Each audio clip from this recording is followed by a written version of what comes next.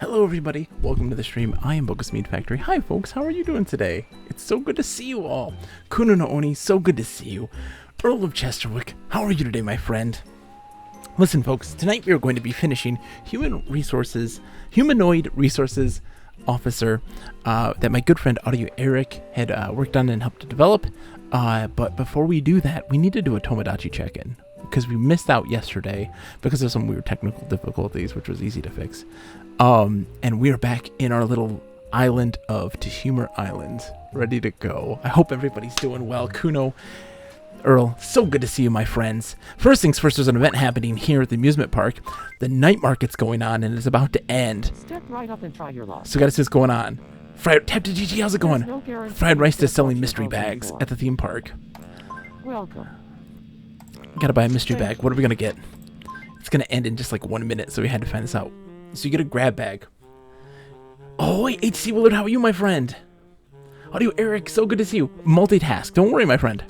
Multitask away. We got an exotic shirt. Ooh, look at that. Very fancy. Our second item is a sunflower beret.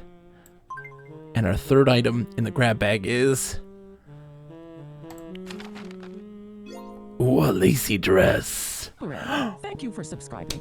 Thank you for subscribing, Audio Eric. Thank you. 13 months. My goodness. That is a long time. But thank you so much, my friend. We love a 13-monther. Helly, H. Willard. Oh, man. H. Willard, how are you, my friend? It's so good to see you. Catch some of that painting stream, by the way. Fantastic job. Kudos. So good. Shout out to H.C. Willard. You should be following him and taking a look at their stuff. They do cooking streams while their kid plays like Kaizo Mario stuff. So many good things. It's so good. I'm gonna give a shout out to H.C. Willard. S-O-H-C Willard. You should be following them. They are fantastic. But man, ooh, dude. Let's get some clotted cream going on in here. Let's go see how everybody's doing in the. Oh, everybody wants to play. We're playing some Tomodachi Life right now. Doing a Tomodachi check-in. Everybody needs help. Everybody wants to play. Mitty has the hiccups, and they scare the crap out of him. You scared the hiccups right out of me. He's best friends with Lip. They're best friends. I'd like to introduce Lip to somebody. How about DD?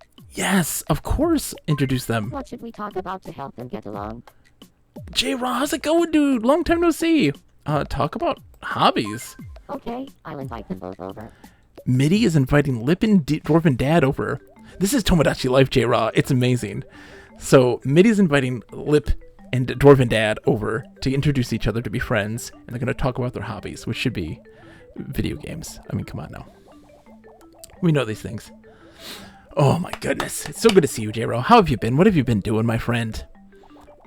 I love his hat. Exactly. The seas are navigable, indeed. Yes! They're friends. They're becoming friends. This is good. It went great. You did? Oh, dude, HC Willard, I gotta look at it. Thanks to you. But I watched some of that stream. I was lurking in the distance. Here, I want you to have this. Bogus, can I just say I appreciate you? You'll say, oh, this is X, and it's amazing, about the absolute trashiest games out there, but you'll make it interesting through your infectious enthusiasm. Dude, J-Rod, thank you. I agree. Dude, J-Rod, that's going to be the most prevalent on Wednesday when we start playing Commander Blood, this wild DOS French game that is absolutely absurd. Tab to GG is currently wrapping up grad school. Oh, and dude, HC Willard, that brisket was so good.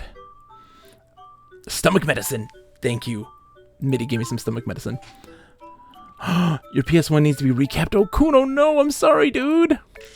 Let's help out, folks. Lady Cat's in here dressed as a ninja. If you want to be a me in this, you're more than welcome to let me know, and we'll add you to the thing. Lady Cat is hungry. She wants. Let's give her some fish sticks. Crispy sticks of fish, perfectly sized for dipping into your favorite sauce. Commander Blood.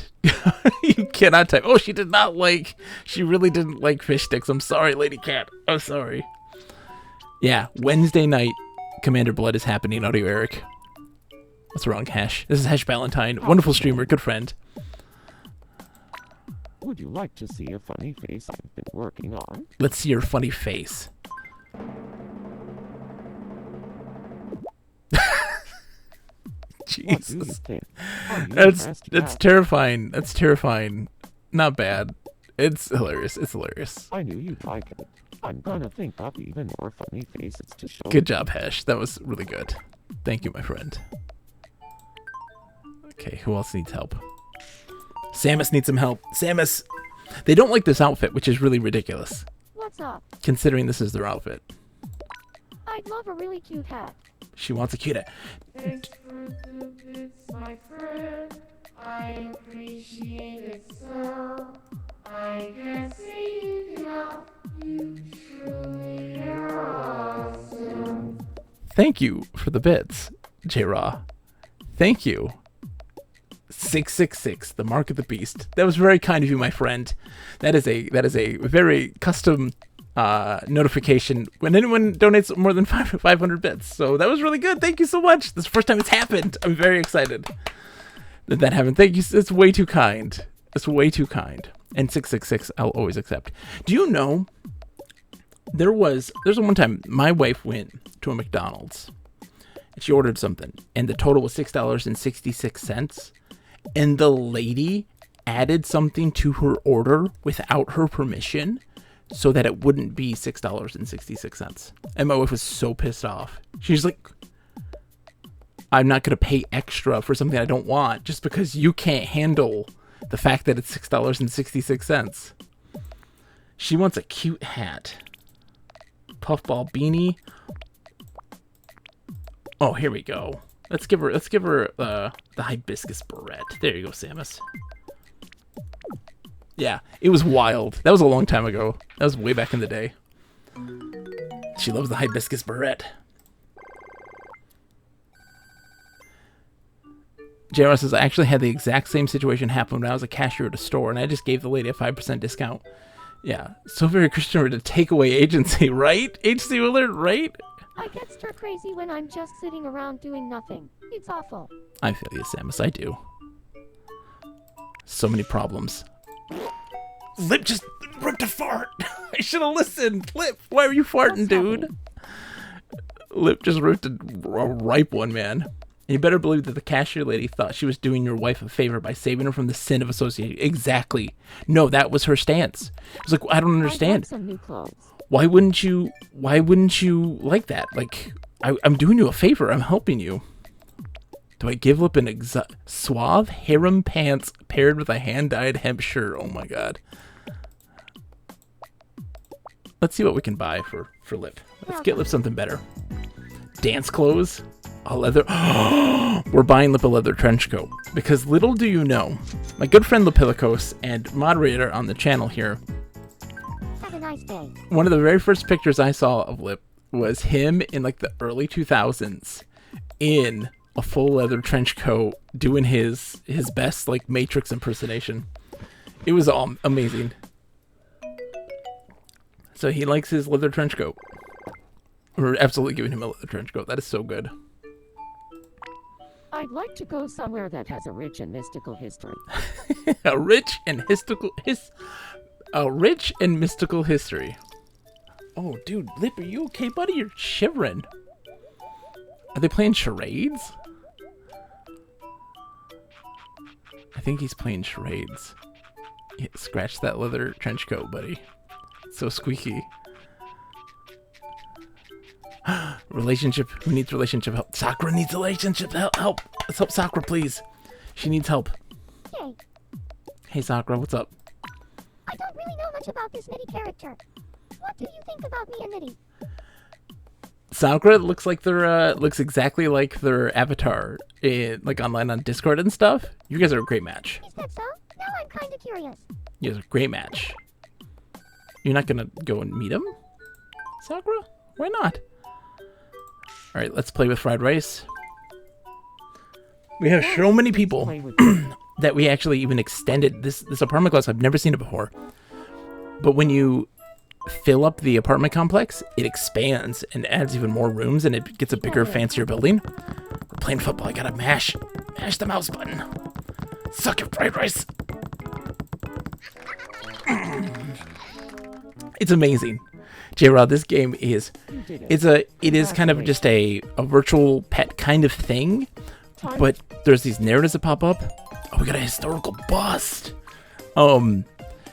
And it's so wacky and weird and very Japanese. It's so silly.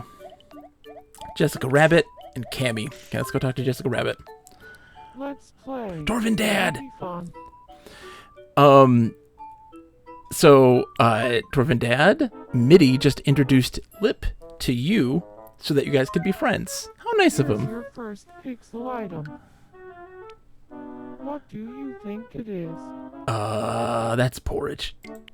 The correct answer is popcorn. Next up, your second pixel item. Let's see what we got. What do you think it is? Cappuccino, mushroom, or tulip. That's a cappuccino. The correct answer is mushroom. And Let's see. finally, the last pixel item. What do you think it is? Ooh. Teddy bear, disposable diaper, or crystal. So is it a disposable diaper or a crystal? I'm thinking crystal. Dwarven Dad, Jessica Rabbit looks exactly like Jessica Rabbit in the cartoon. She doesn't have a nose. Did you know this? Jessica Rabbit doesn't have a nose in that movie. And it's beautiful that it's terrifying. Do you think disposable diaper or crystal? I'm thinking crystal. Let's do it. Let's do The it. correct answer is You never looked at her face, so... Oh, it's a disposable diaper! Damn it. That's okay. Oh well. Hit me up with some Better luck toilet paper next time. or tissues. Oh, she's giving me tissues because she's telling me to cry about it. Lip! Hey, you wanna hear my impression of Lip? I'd love to hear an impression of Lip. Hello, my name is Lip. Blah blah blah. I don't like it. What do you think? Not cool. Yikes. Oh, I see. I don't know why I even bother trying sometimes. Kuno says, if you want to do another sliding puzzle, I'm down. No, Kuno. Yeah, she has no nose. How are you, Lip? It's so good to see you, my friend. Samus wants to play. Let's play, Samus. Won't you please play with me? I got you, Samus. Zoom quiz. Here's your first Zoom item. Zoom quiz. Let's go. What do you think it is? Oh, boy. Blue cheese? The correct answer is Blue cheese? blue Oh, cheese. fuck Next yeah. up, your second Zoom Got a item. wall clock for your birthday and just hung up in the living room. Nice. Is it your birthday, Lip? Coral? Chattery teeth or space food? The Coral. correct answer is coral. Happy birthday, Lip, my friend. It'll be on Thursday. And finally, the last Zoom item. Let's see how far away I was in What do you think it is? that's celery. I was The correct I gotta answer see is how close I was when I guessed it. celery. Happy early birthday, my friend. Sakura had a birthday just over a week ago. Congratulations. Happy birthday, Sakura! Kululimpa! Go big. Got a bouquet of flowers. Alright, we have to go see, is Tingle awake? Tingle's awake. I gave him a horse head, 'cause why not? We need to give him his clotted cream, his daily dose of clotted cream.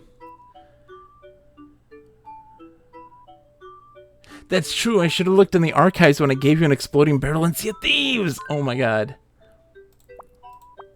Let's give you that clotted cream, baby. He's very happy with his horse head, J-Raw. Someone is following me. Thank you for the follow, Tubbo Fanfrog. Welcome.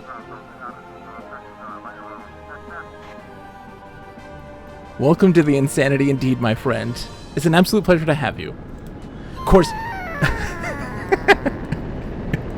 Tingle is expressing perfectly my feeling of a follow right now.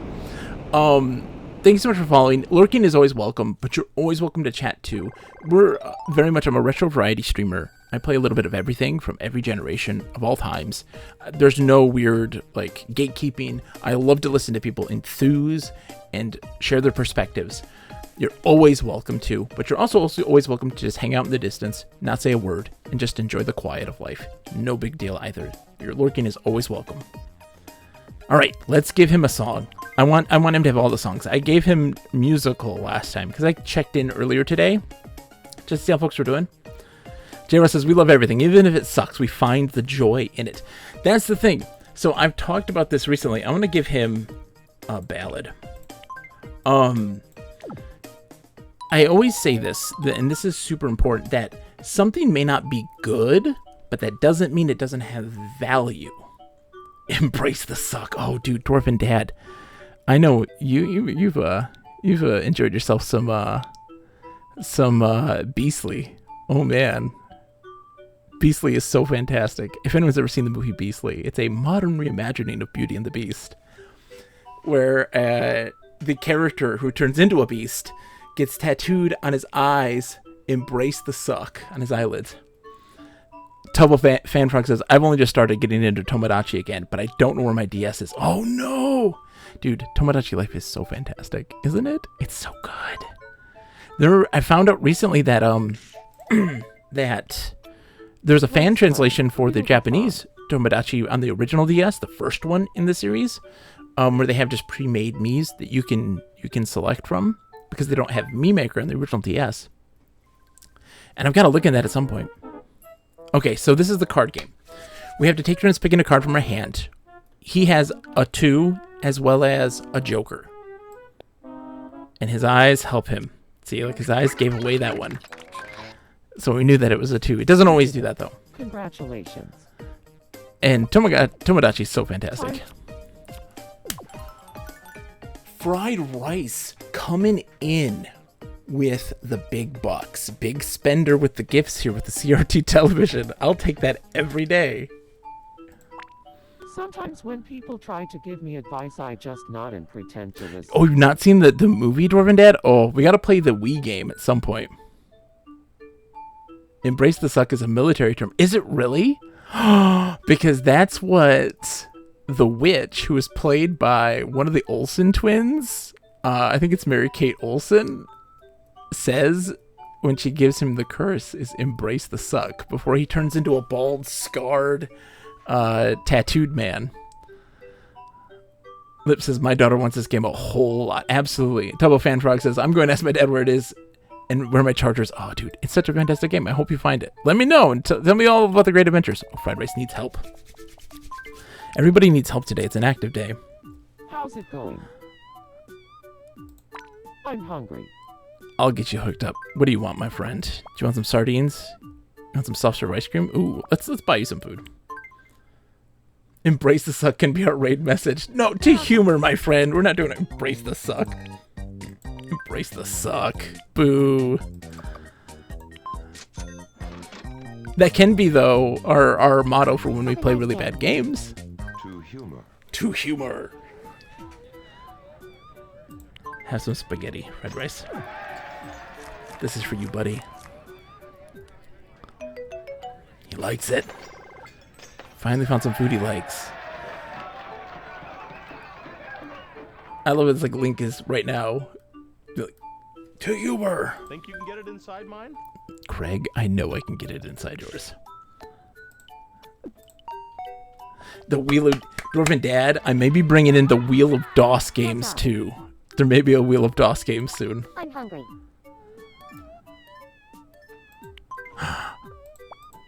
Oh, our boy Earl is hungry. Have some flan. Have some flan, my friend. Earl, this is for you. He doesn't like the flan. Oh, I'm sorry, Earl.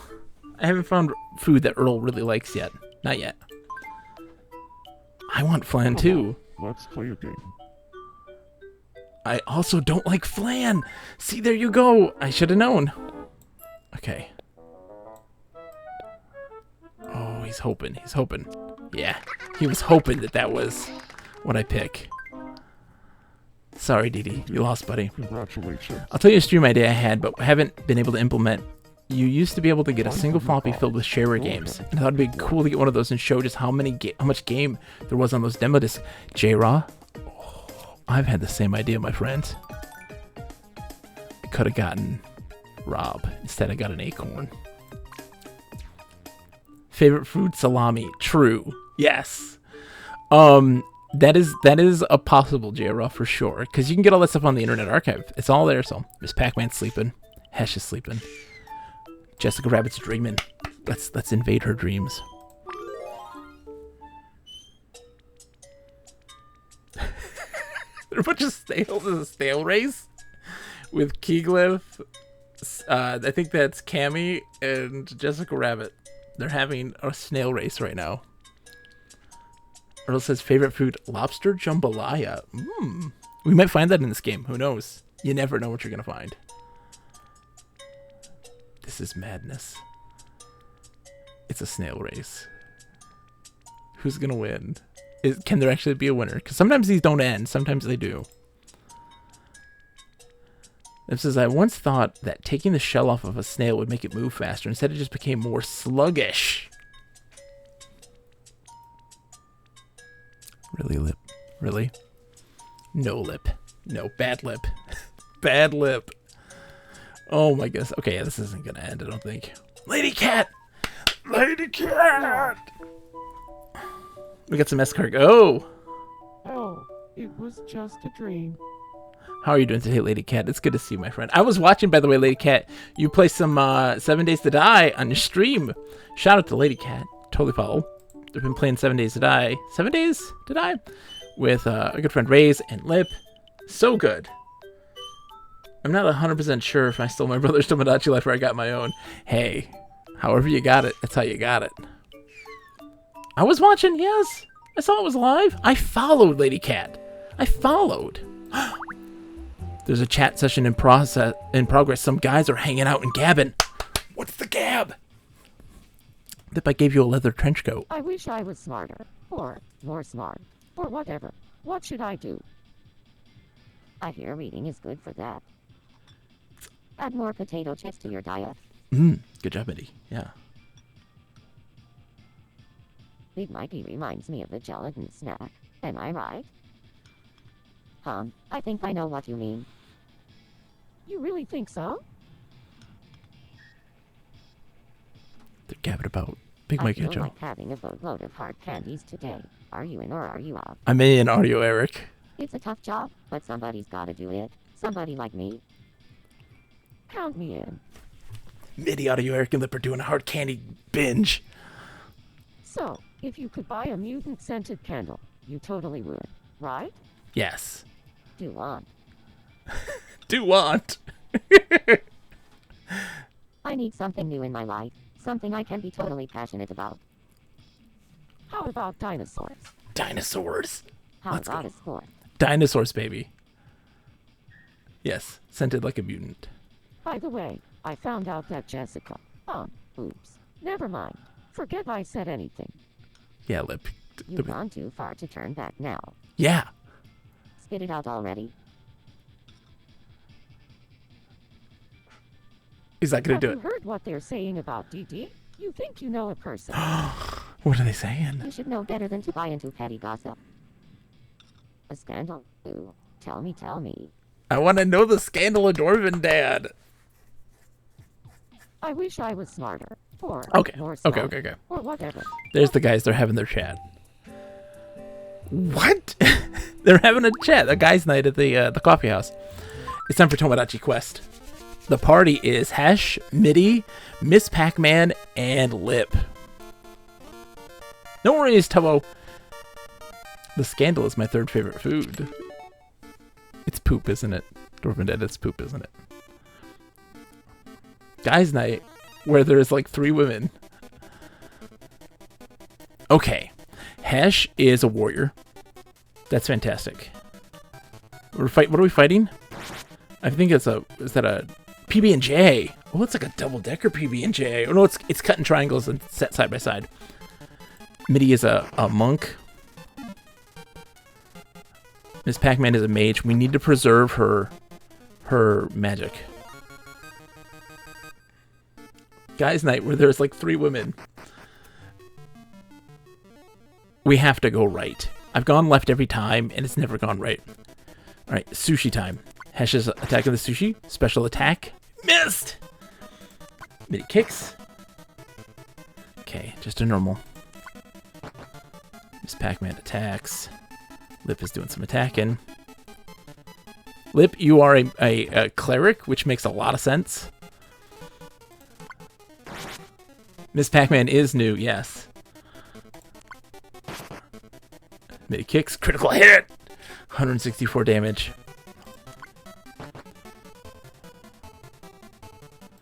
We're fine on health right now.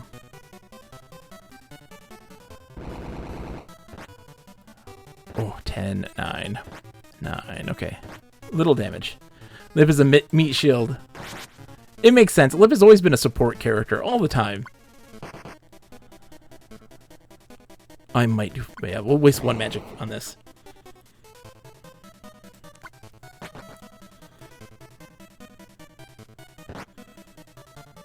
Oh, miss. Good dodge. Hesh. Oh, Miss Pac-Man. Sorry, Miss Pac-Man. Oh, come on, Hesh. You gotta get your crits in, baby. There we go. Sushi's dead. When a sushi uses fire, is that just wasabi? It is, absolutely. We're going right. We're not going left. We're not doing it. I failed every time. No! I've never in my life ever gone right and it be a dead end. We got an extra fight to do. Oh, we're so screwed. Okay. He's a war cleric. Sword and board. Plate, armor, healing. Maybe. We're fighting spaghetti. Hesh missed the spaghetti. No, you can't miss the spaghetti, guys. You can't miss the spaghetti.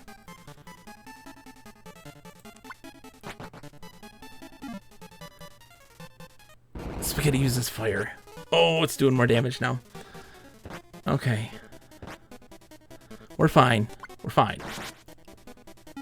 Ash, don't miss the special attack, buddy. Oh, God, we're dead. We're not going to make it. We're not going to make it to whatever this is. This Pac-Man got a critical hit. It's only 58 points of damage. It's not a lot of damage. I don't think that spaghetti is real. I think it's an impasta. Oh, Miss Pac-Man needs healed bad.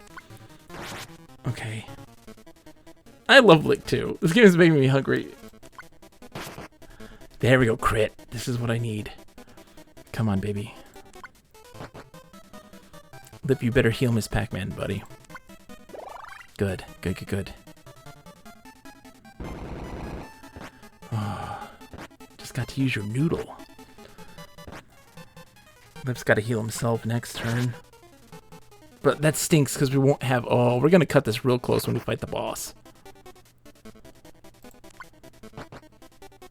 That's a spicy meatball. I'm pushing it. Don't hit Lip. Fucking take it, spaghetti. Oh, you love it when spaghetti eats it. Is that a rocking horse? I think that's a rocking horse. Okay. Yes! The rocking horse boss! Ooh. Hash, you gotta stop missing, buddy. Kill it, Miss Pac-Man. Lip, you gotta heal, buddy.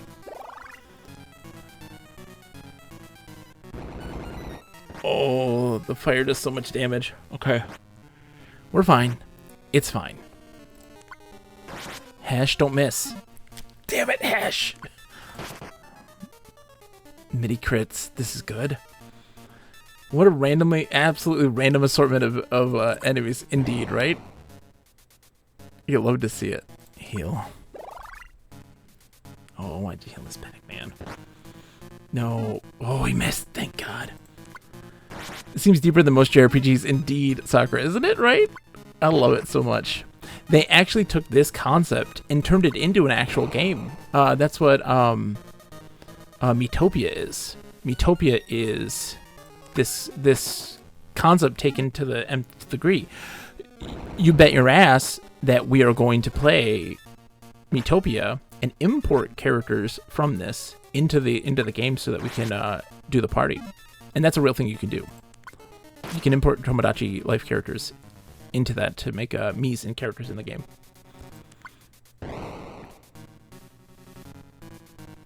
I gotta heal.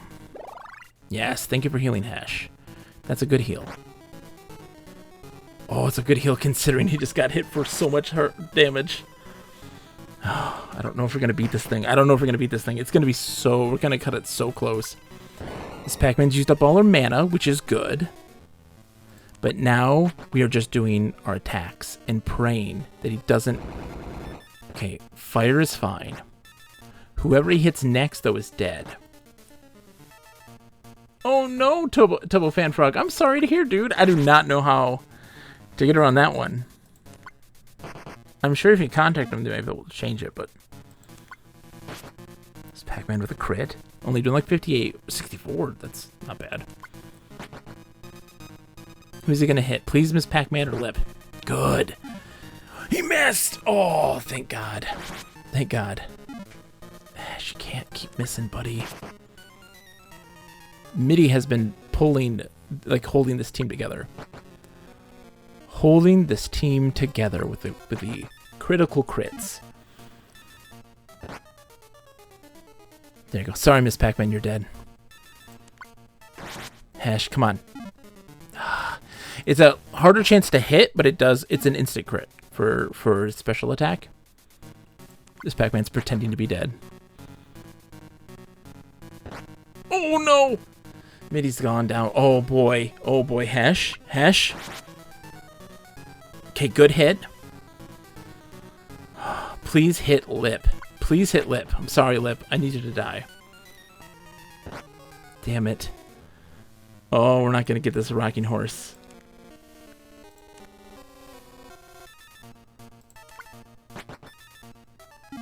No. No. Oh, Lip. Oh, he's still alive. He's still alive. We can do this. Please. Oh, he'll live. He'll live. He'll live. Oh my God. Come on, Lip. Come on, Lip. Come on, Lip. Come on. Come on, be enough. Damn it. Oh, we lost. We lost to the rocking horse. Listen to this music, though.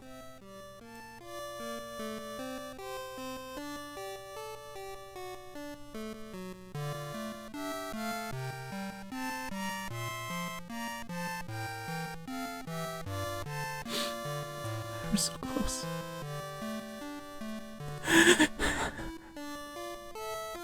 So close.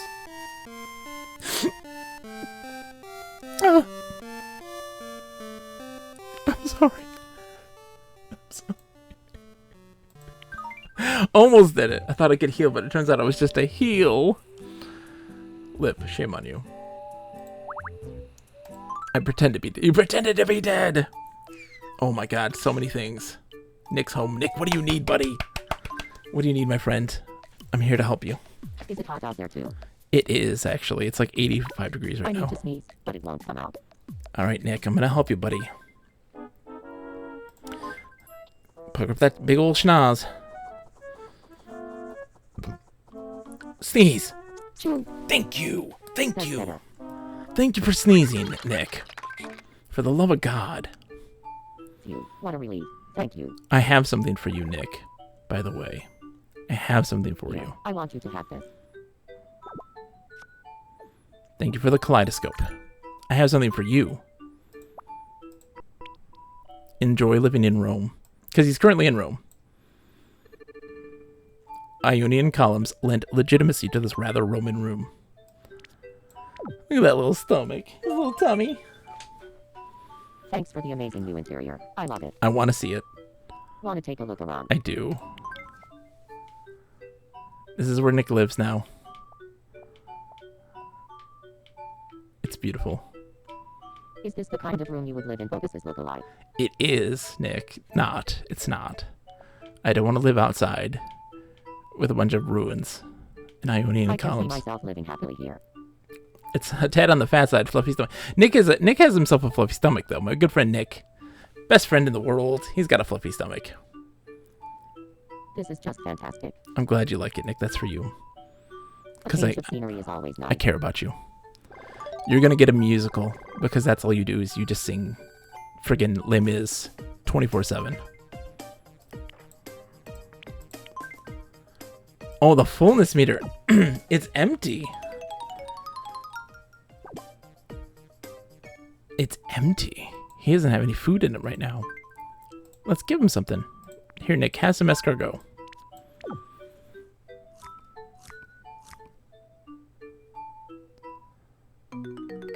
He loved it. There you go, buddy. Enjoy. Okay. Dee Dee, what you need, buddy? What's happening? I'm hungry. You're hungry. Okay, what do I give? What do I give you, Dee Dee? You want some soft serve ice cream? Oh, have some sardines. Have some sardines, Dee Dee. Enjoy the sardines.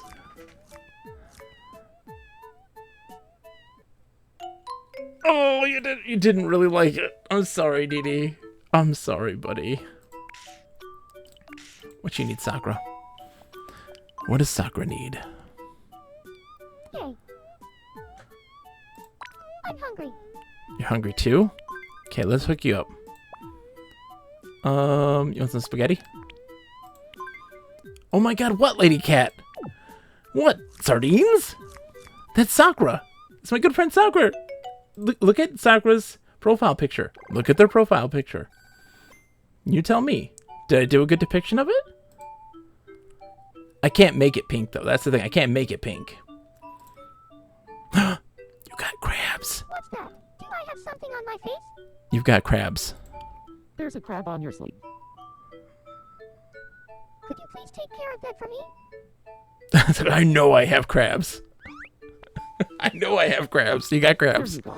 I took care of your crabs for you. Thanks. I Medicated ointment. Medicated ointment for you, Sakura. It's fine. I fingered your crabs. That makes you feel any better. And then there's me.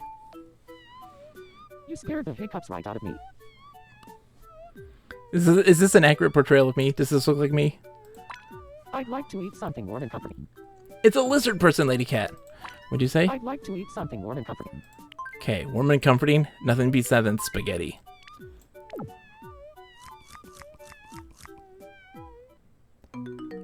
Love it.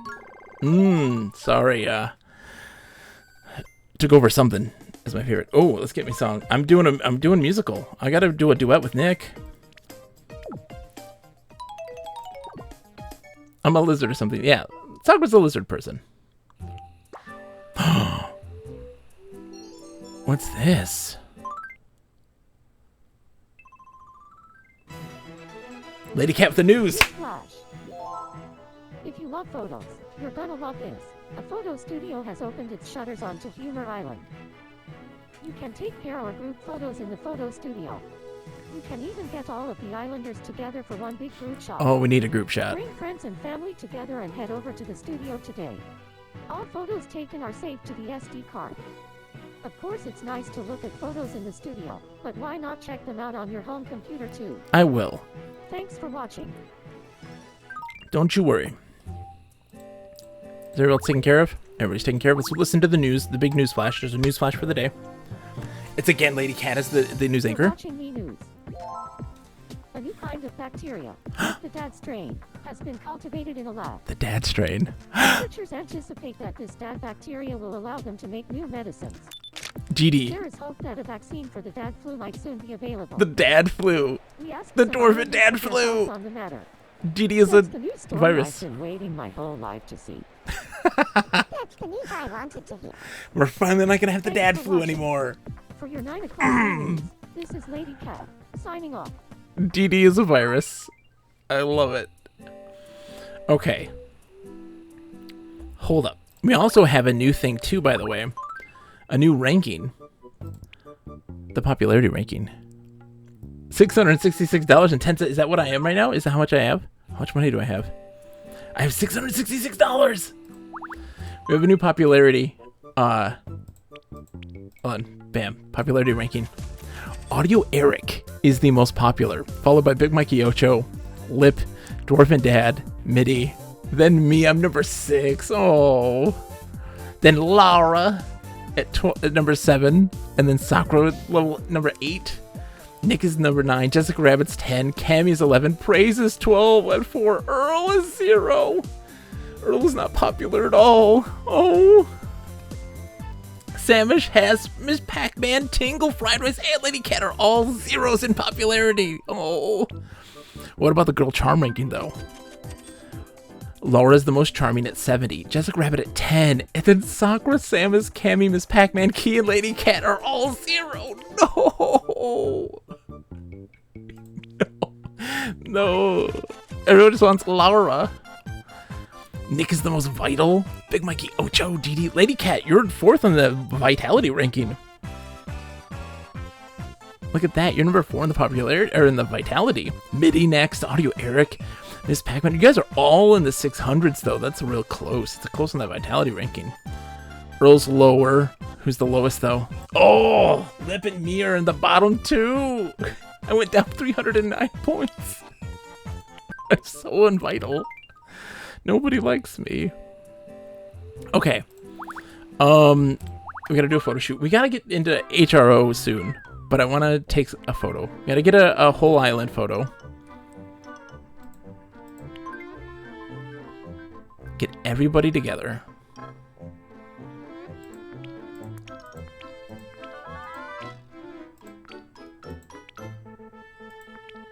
Let's do a simple yellow.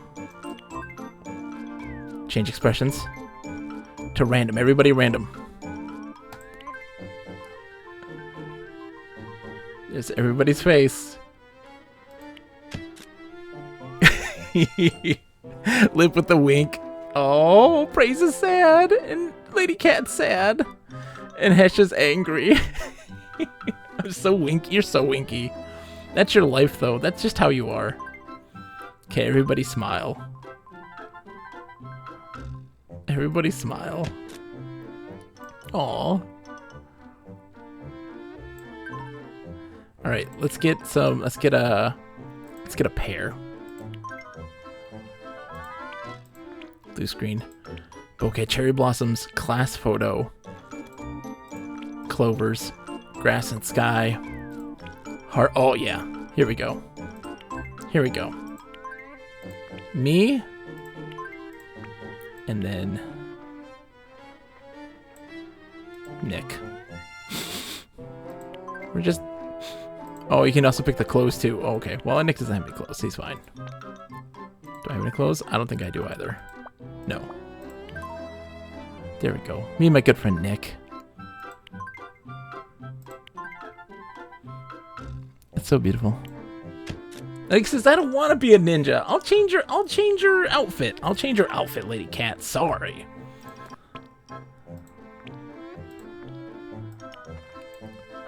Ooh, promo rock and roll, promo techno, promo rap. Oh my god.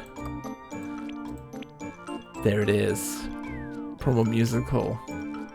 Simple Yellow Stadium Stardust. Look at this. Sunset. Superhero cutouts. Tropical beach. Oh my god. Wedding? Yeah. It's happening. Am I gonna make Dee Dee's medal? Oh, here we go. Hold on. We gotta do... Can I do solo?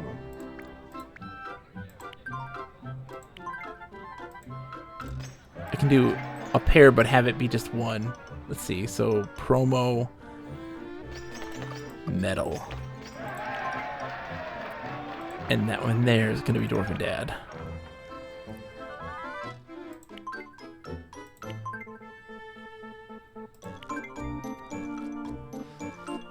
I'll take that photo, and we'll add some stuff to it. To humor Sakura, indeed. All right, we need to move on to HRO. I'd love to play Tomodachi Life Forever, but I have to do one thing before we do that.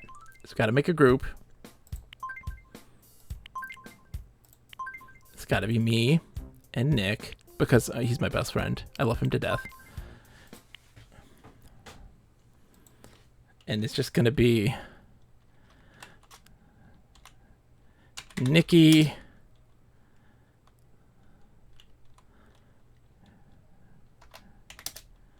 and John. Like Nicki Minaj. Instead of Nicki Minaj, Nicki Minaj. Nicki Minaj. That's it. There it is. Bogus Nick Factory. Save this group. There we go. Make and edit a song. Musical. Okay.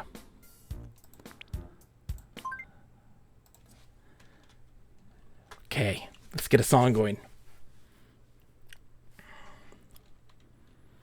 Do you really know love? As you wander through the sky.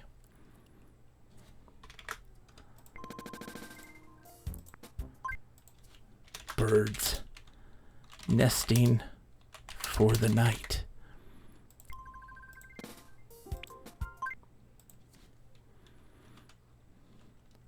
Ruffled feathers as they lie.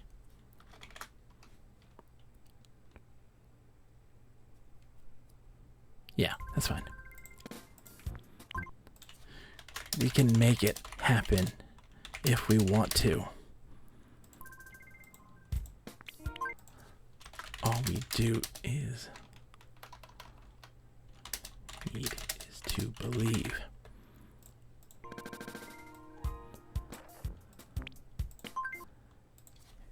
In the power of love. We shall transcend all and achieve our dreams. Answer nature's call.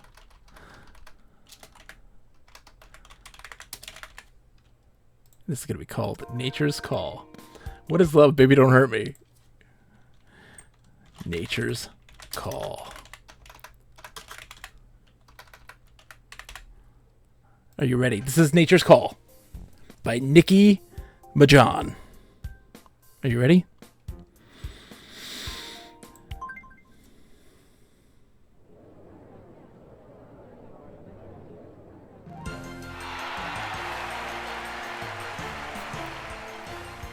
Do you really know love? As you wander through the sky. Birds nesting for the night. Ruffled feathers as they lie.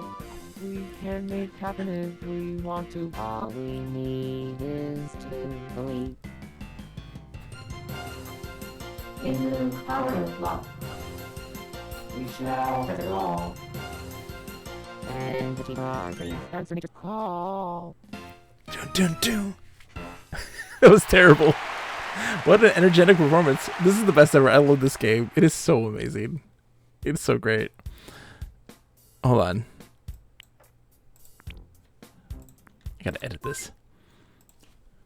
We can make it happen if we want to. There. Fixed it. There it is. Oh, it's beautiful. Keep any changes? Yes, keeping the changes. Nicki Minaj. What a wonderful performance. Okay, we gotta help the last people here, and then we have to go. We have to call it a day. Big Mikey's hanging out with his girl, Laura. Quebs made that one into Cats with Attitude. Oh my. Cats with Attitude. What should I say when I'm worried? What should Big Mikey Ocho say? Ocho, no.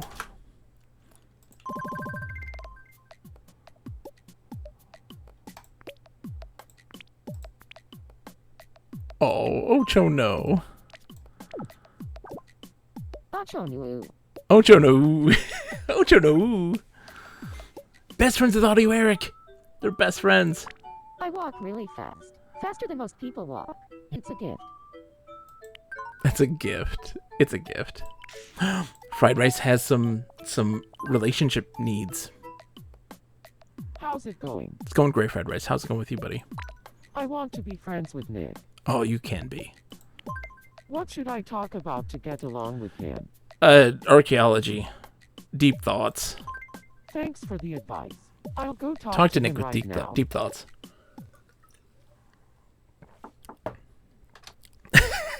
I've entered Greece.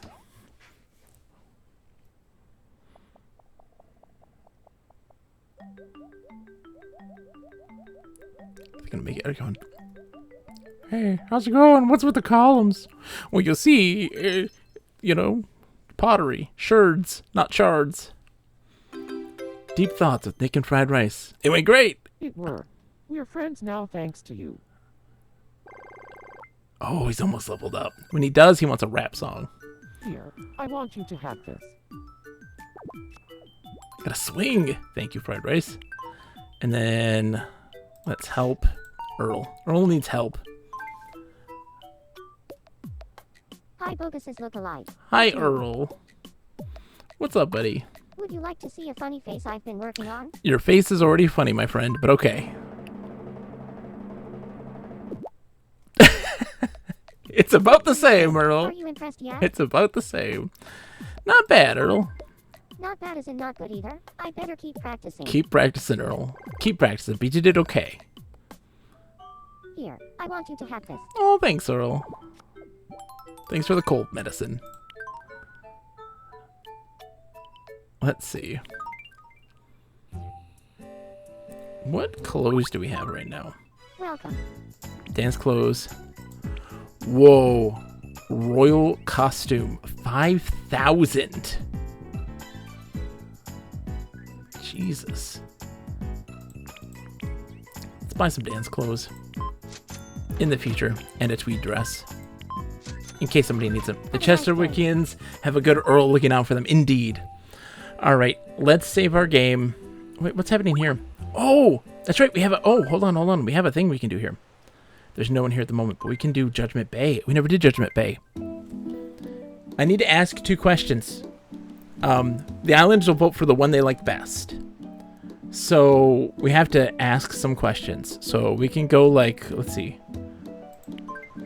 2 fields. Oh, we can have 4 fields. Ooh. What should we ask them? Let's ask the islanders. Let's see. What's the airspeed velocity of unladen swallow? No, it's you have to pick between. So let's do 3. Here we go. Ready? X box PS5 or Switch.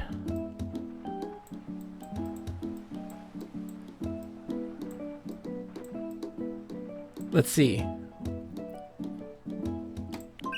The classic console wars. Wow. Not a lot of PS5 people. The Switch is the winner. A lot of clever islanders are here. Jessica totally believes it. Can I see like who's what now? No, I can't. Okay. Kirk or Picard? Let's see. Let's do it. Let's do Kirk or Picard. Kirk?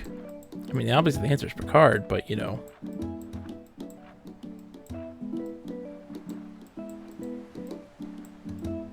Kirk or Picard? Let's see. Let's see, Lip. Oh, they know what's up. There's like 4 Kirks now. Kirk, Picard, Cisco, or Janeway. Decision for you. And of course, Jessica has to. Oh, there, Hesh has. Definitely the best. Well, maybe not. Hesh believes. Who is on the Kirk side? What do you Audio think about Eric? this option? A beginner wouldn't know to go for this one. Laura, a beginner wouldn't know to go for this one. She's I went with my instincts. gatekeeping Nick Wood. I see a lot of clever islanders are here. Lip is a Kirk fan. Anything else is unthinkable. Lady Cat has strong feelings for Captain Kirk, apparently. I just followed everyone else. And Earl is just a follower. I'm sorry, Earl. I had a gut feeling this was the best choice. I couldn't really decide. This choice is really in this year. Is it because, hold on, Audio Eric, Earl was following Audio Eric. That's what happened. There's really not a bad option. See, I know what's up. It's Picard, obviously. All right, we have to go play HRO. I gotta beat that tonight. I have to beat it tonight. So let's save our game. If we have time left over, we'll come and visit again tonight. Probably won't though, because we gotta beat HRO. Don't forget, HRO is Humanoid Resources Officer. It is a adventure game that is kind of it's a kind of a comedy Star Trek style game that Audio Eric was one of the developers on. Wonderful game. We're halfway through it. It's really, really good. And we're going to take a short break. I'm going to grab some water and stretch, and then we're going to go into that right away. Hopefully I can get it done tonight. We're going to get it done tonight. I'm going to make it happen. But yeah, I'll be right back. Whee! Let's put some music on.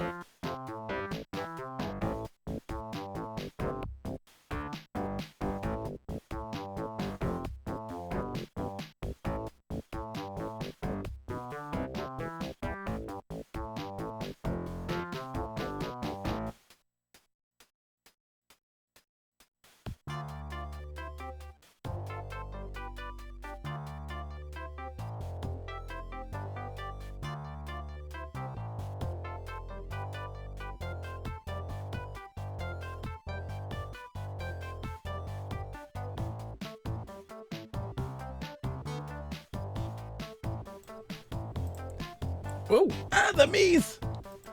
Alright, yes. Alright, let's get it loaded up here. Un momento. Let me turn this off. Quiet music. Bam. Alright, let's go load up HRO. Woo! We are back. Oh, let's get going. I'm excited. Audio Eric. So this has been a really enjoyable science fiction adventure game where you're making a lot of decisions as a human resources officer on a starship as they're getting into some shenanigans, and it has been an absolute joy. What's really awesome about it is, Audio Eric, you said there's like, what, 6 episodes in the game, right? 6? And then there's also secret episodes. So what that means is, if you meet certain criteria in the decisions that you make in all the variety of episodes, you can unlock some secret episodes and do them. It is very great shenanigans. So let's see where we left off. Yeah. Docking clamps engaged, Captain. Secure to the docking rig of the Civistratus of Simmons-Simonsky. Raise the administrator's office, Mr. Ramos. Tell them we're in the midst of a medical emergency and require their Class 3 viral containment facility. And just in the nick of time. Troitarian fever was about to explode on board this ship. Another 6 hours and it would be totally out of control. Administrator's office. Administrator Bloggin speaking. This is Captain Spangler of the CSS Endeavor. I need to speak to the city's first administrator. We have a medical emergency in progress. Apologies, Captain, but the city administrator's office has lost control over large parts of Civis Stratus. Then who's in control? The Nutrient miners have gone on strike and seized control of the docking rings. They want to force the city administration to the bargaining table. But this is an emergency. Troitarian fever is about to engulf our crew. I'm afraid there's no possibility of getting medical help out to you on the docking ring. No one is crossing the miners' picket line, even if it is a matter of life or death. Surely we can work something out. We would normally send police in to crush the strike by force, but the council doesn't want to breed any more resentment or create any martyrs to their cause. But we have only 6 hours until I'm this... powerless to help in this matter, I'm afraid. You're quite on your own until the strike can be settled, one way or another. Bum bum bum. All right, let's see how this goes. I'm sorry you had to return to the office on your own time, but this is an emergency. It might be good to check in with Captain Spangler. Also, ship's records indicate our exobotanist specialist Hannix was stationed here for several years. Maybe he could help liaise with the locals. Finally, Administrator Bloggin sent us the contact information for the leader of the striking workers faction, as promised. Perfect. Before we do that, of course, let's check our email. Specialist Hannix, Movie Club. I'm putting together a group to watch and then tediously discuss socially impactful classic films. We're planning for an emphasis on preachy, thinly veiled allegories addressing social ills. First up this Friday, the hard-hitting Socialist Workers Manifesto, Working Girl. I hope you can join us. Specialist Spax.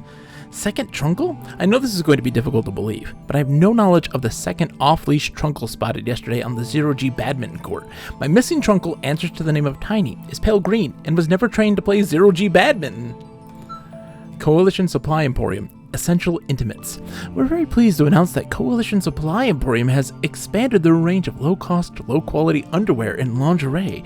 You deserve to treat yourself to a few fancy bits of underwear that'll last for years, assuming you don't launder them. Impress your friends for less. Cults for you. How'd we do? We'd love to hear about your experience with our recent cult recommendation. Was that a good fit for your lifestyle? Let us know. Also, if you would like to stop receiving mail and unsolicited recommendations from us, just drop us a note and we'll immediately remove you from our list. Alright, let's call. I kind of want to call Specialist Hannix first.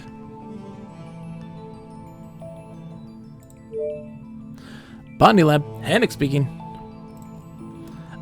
Specialist? Just the crew person I was looking for. I understand from your records that you were assigned to the Space Armada office here on Simmons-Simonsky for several years. That feels like a lifetime ago. So, do you need me to suit up for an away mission? Analyze a sample of some exotic flesh-eating flora? Maybe formulate an antidote to a poisonous alien mold problem? Oh boy, I've been waiting for this day ever since I got assigned to the ship. This is your chance to be a hero. What do you need? Can you use your contacts here to find a way to talk with the miners? Get them to see our dilemma, maybe? As a matter of fact, I just will have some friends here in the Cloud City. Maybe even a few in the Miners Union. That's awesome. Can you get in touch with them? That depends, what exactly you're looking for from the miners. We want to negotiate, or do we... Okay.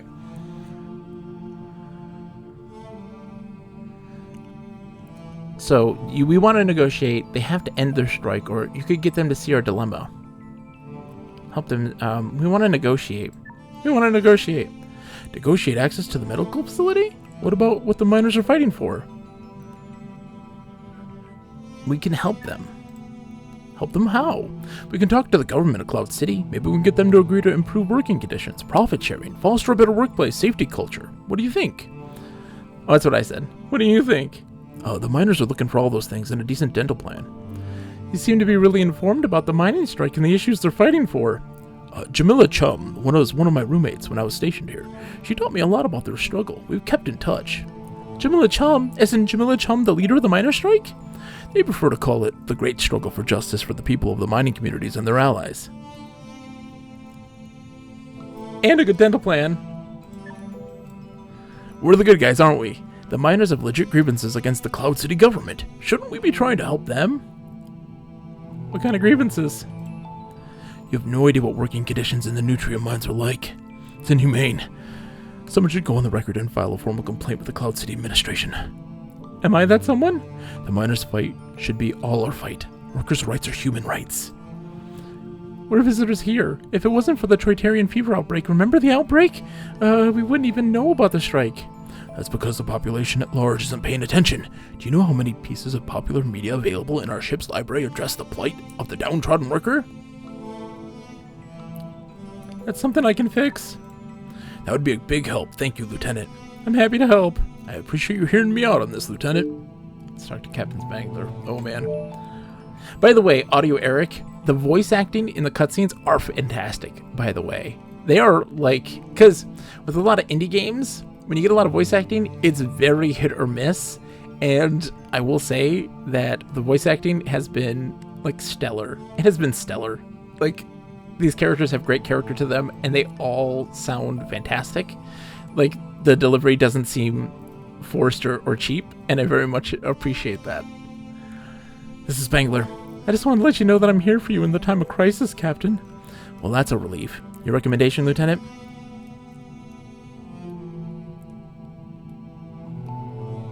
First administrator needs... Oh, boy. If the strike ends or crisis ends... My thinking exactly, and I think I know just how to do it, but it won't be pretty. It's fun to plot with you. Sure. I never get to scheme with senior management. What's the weak point in the miner's position? How does management usually crush a labor uprising? By showing empathy and reaching out?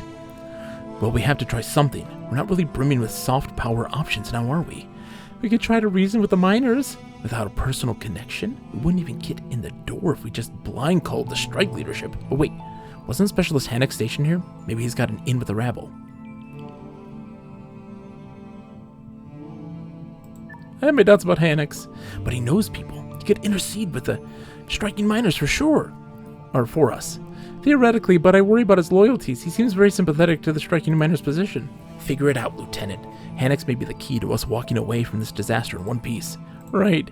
And Lieutenant, the next time you call me, and I have to lead you by the nose to exactly the conclusion you should have come to before you even made the call, you'll be on the transfer list to the next posting on a slow haul research tender. Oh, snap. Yes. Are you Jamila Chum? I am. You're the leader of the miners. That's right. Specialist Hannah senses best. That's nice. How is Leo? He's about to die, just like the rest of this crew. We have an uncontrolled outbreak of Troitarian fever aboard, but we can't get to the viral containment facility because of your labor action. Your problems are with the administration, not the miners. They can't reach us with your striking workers in the way. No, that's not correct. No? They chose not to help you. Why would the administrators do that? To cover a crackdown on the striking miners. Why would they go to so much trouble? Or perhaps they're hoping you and your ship will do their dirty work for them.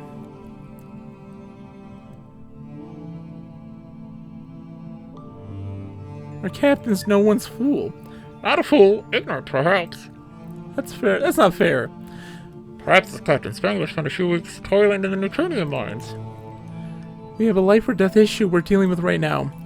She would see our pain and the crushing despair in our children. She doesn't know the first thing about mining work. She can't learn, or she won't learn.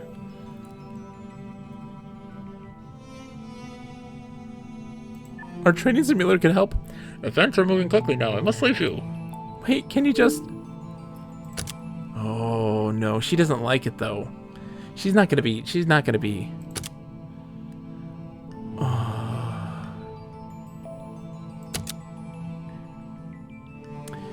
Okay, so let's see. You put your fingers to keyboard and compose a heartfelt appeal to the ship's exobotanist, Mr. Hannox. Dear Leo.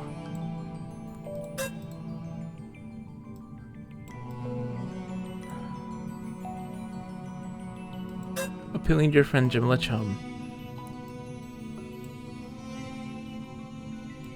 Could end this crisis without bloodshed. Oh, God. I mean, I gotta work with this, right? Like...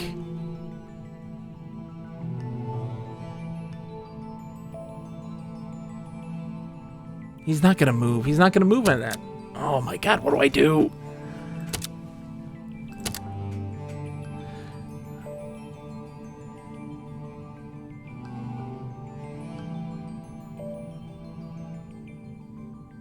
Courses and kisses. Wild Times, a scavenger's cookbook. You scan the books available to be added to the Endeavor's library and create a short list of candidates. I don't want to do that. That's not gonna help me. It says, dear benevolent leadership of Civis Stratus. Your well-meaning policies vis-a-vis the miners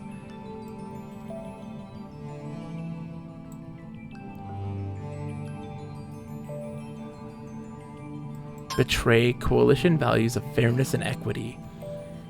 Oh, God. What do I do?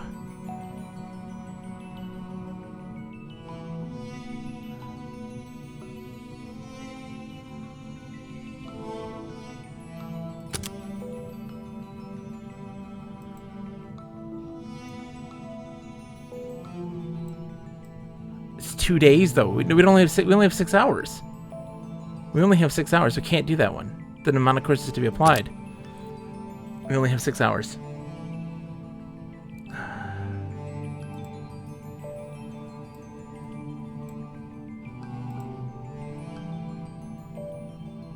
Oh, God. We're so screwed. This is what I'm going to go with. I'm going to go with this. You are HR. Whenever you get the opportunity to fire everyone, hold on. We gotta save first. We gotta save. Sorry, minute. We gotta save first. I forget. Save. Here we go. Because sometimes we have some issues. Let's see. Commit.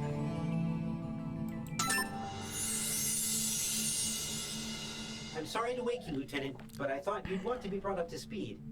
Yesterday's formal protest of the workers' treatment was angrily rejected. In an effort to avoid looking weak, the administration ordered a military-style police crackdown on the strikers. No! Regardless of the consequences. This effectively ended the miners' Are we gonna die? But shortly after that, the city's first administrator announced a city-wide emergency.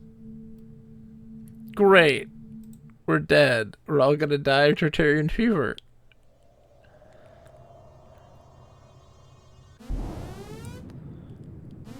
Civis Stratus has declared an emergency in progress. Any details? I'm reading an explosion on one of the city's maintenance levels. Someone has sabotaged the Civis Stratus buoyancy generators, Mr. Chang. It looks like someone wasn't happy with how the strike ended. Oh, no. Which is hardly a surprise. The administrators should have known better. The strikers' radical action is threatening not only this ship, but the entire civilian population of Civis Stratus. Without those generators, the city will plummet into the gravity depths of the gas giant. Oh my God. Disengage the docking clamps. Prepare to take on refugees. Clear the hangar deck. Disengaging, Mr. Chang. Any time now, Mr. Whitford. I can't disengage the docking clamps, Mr. Chang. Civis Stratus docking control is not responding. The Endeavor is still. At least you died before you saw docked yourself to become the falling Civis enemy. Stratus. We are falling toward the atmosphere. Picking up speed. The Endeavor will not survive a descent into the atmosphere of Simon Samowski. We must disengage. Mr. Whitford. There's nothing I can do, Mr. Chang. By the 8 optometrist offices of Demeter. Without the release signal from traffic control, we're doomed. The city's dragging us down with her.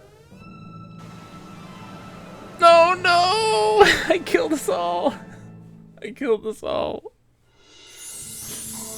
Money, you're in the office early. But given the circumstances, the crashing, the imminent death, the Endeavor's chief engineer, Lieutenant Commander Dostoevsky, may have some ideas for handling this crisis. You might want to check in with her. Mr. Whitford has requested a callback, and I can always get you an open line to Jamila Chum, the leader of the striking workers, if you think that will do any good. Oh my God. Okay, first off, let's check our email.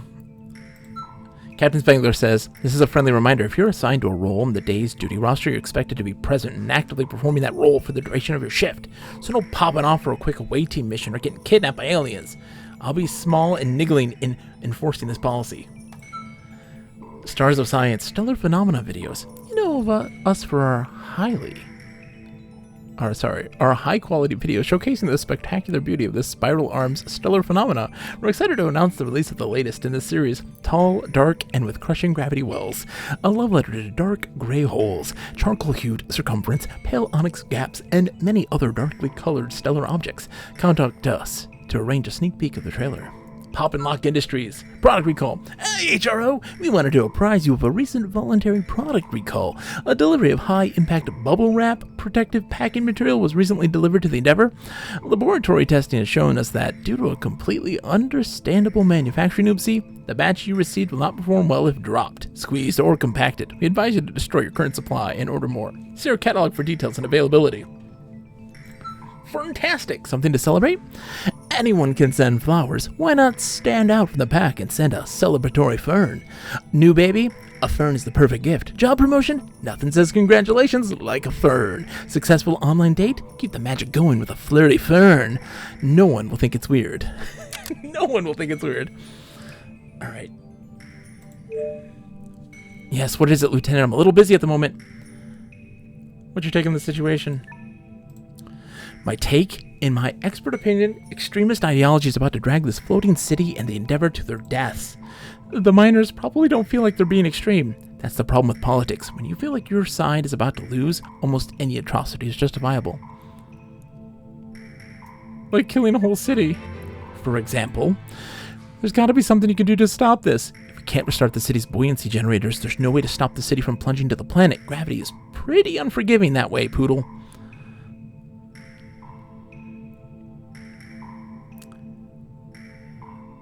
Could we organize an evacuation? Maybe we can only save the Endeavor. The Endeavor has engines, which weren't designed to support a whole city. Besides, can you imagine the stress that would put on the docking assembly? If we tried to fire up the Endeavor's engines, the ring would certainly fail catastrophically. Can we restart the generators?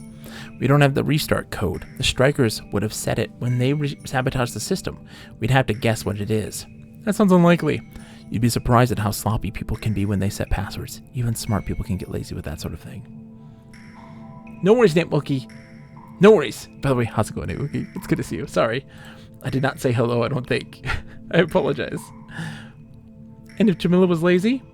Well, if the miners leader picked the code and she wasn't security conscious, she might have picked a stupid one. Like her date of birth? Or her pet's name, or even her own name, or an anagram of one of those things. Any other hints? 5 characters long. Probably that's all I could tell you without a hard feed to the interface. Okay, thanks for the help. And Poodle, if you're going to guess, good luck. All our lives could depend on your intuition. Why should you call me Poodle?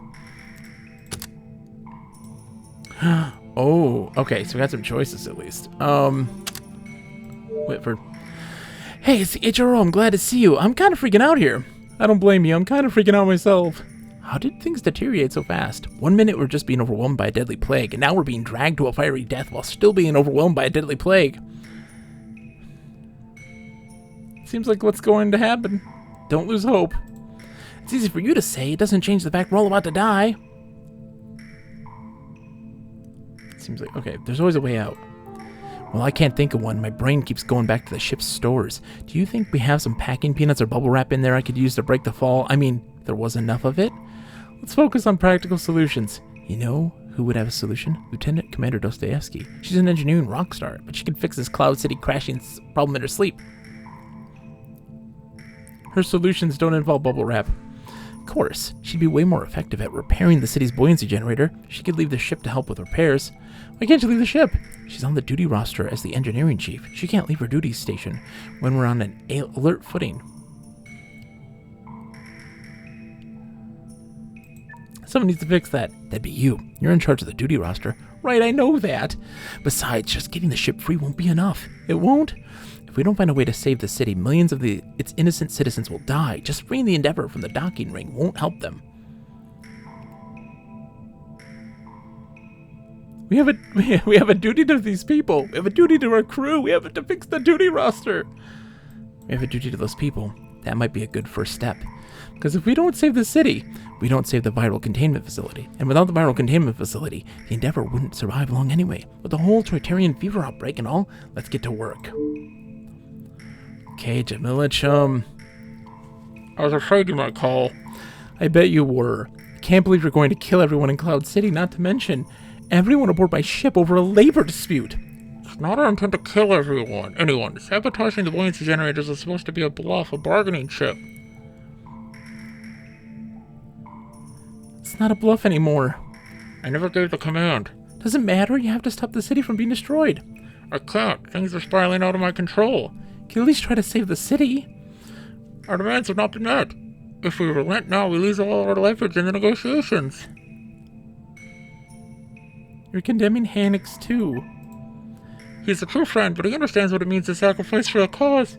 You're a monster. I never intended to harm Specialist Hannix or your ship. That won't be much consolation.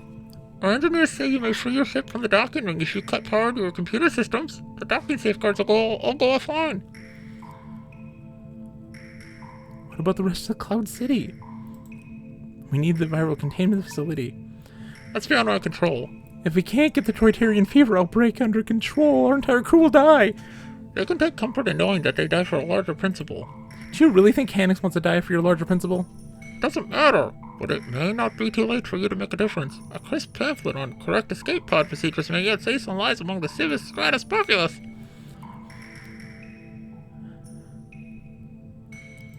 What about my crew? If I had more time, perhaps I could make you understand. I wish you and your crew were the best. Oh, shit. Alright. 5 letters. 2, 4, 6. 2, 4, 5. And who was the person I just talked to? Oh god. Here.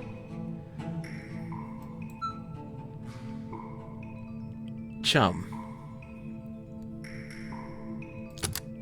Let's do it. Wait.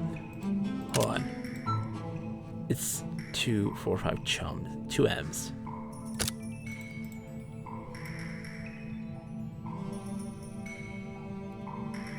But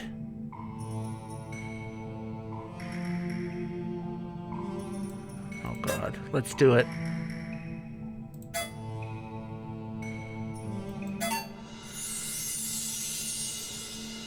The first administrator's pal has acknowledged receipt of the restart code for the city's buoyancy generator, but it doesn't appear to have been used yet.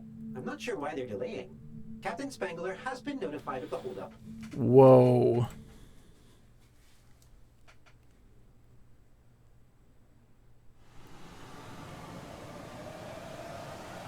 What? Oh no. Administrator, forgive my bluntness, but why is your city still sinking? I blame gravity, Captain. Did the code our HRO sent you not work? We haven't used it yet, Captain. Our technical staff is still evaluating the pros and cons of that course. Pros and cons. Your city is sinking and it's taking us with it. You have to use the code now. That sounds a bit rash. We have formed a procedural subcommittee to evaluate the proposition. We're expecting the results at some point. Mr. Tidwell, target the Civis Stratus. I'm gonna scream at these people. Electron torpedo. Full yield. Torpedoes are locked on target, Captain. Now, let's not do anything we're all gonna regret. I'm keying the code in now. Anything? Power's coming up on the generators. City's buoyancy quotient is rising, Captain. I got lucky. Civis Stratus seems to be righting herself, Captain. I got lucky. Score 1 for asking nicely. You see, Captain, no cause for panic. The procedural subcommittee will probably file a grievance. My apologies if my zeal made me sound a little aggressive. Now, about that emergency medical assistance. Our sickest cases are already being moved to the docking ring. Stand by to receive them. Yeah. Save her life, please.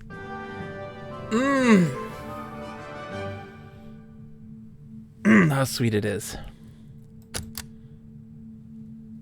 We made it. To hold a mirror. Captain, I'm picking up a distress call. It's been ID'd as a beacon from a Coalition escape pod. Take us out of space-time, Mr. Whitford. Looks like Rapturia Prime and the crew's RNR will have to wait a little The Kermulak! Design of this escape pod does not match any in Coalition service records. Most unusual. Can we hail them, Mr. Ramos? Channel is open. This is Captain Bertha Spangler of the Coalition spaceship Endeavour. We are responding to your distress call. Thank you, Captain. This meeting is more important than you can possibly realize. I'm sure it is. State the nature of your emergency. Approaching the source of the distress call. This is going to be hard to believe.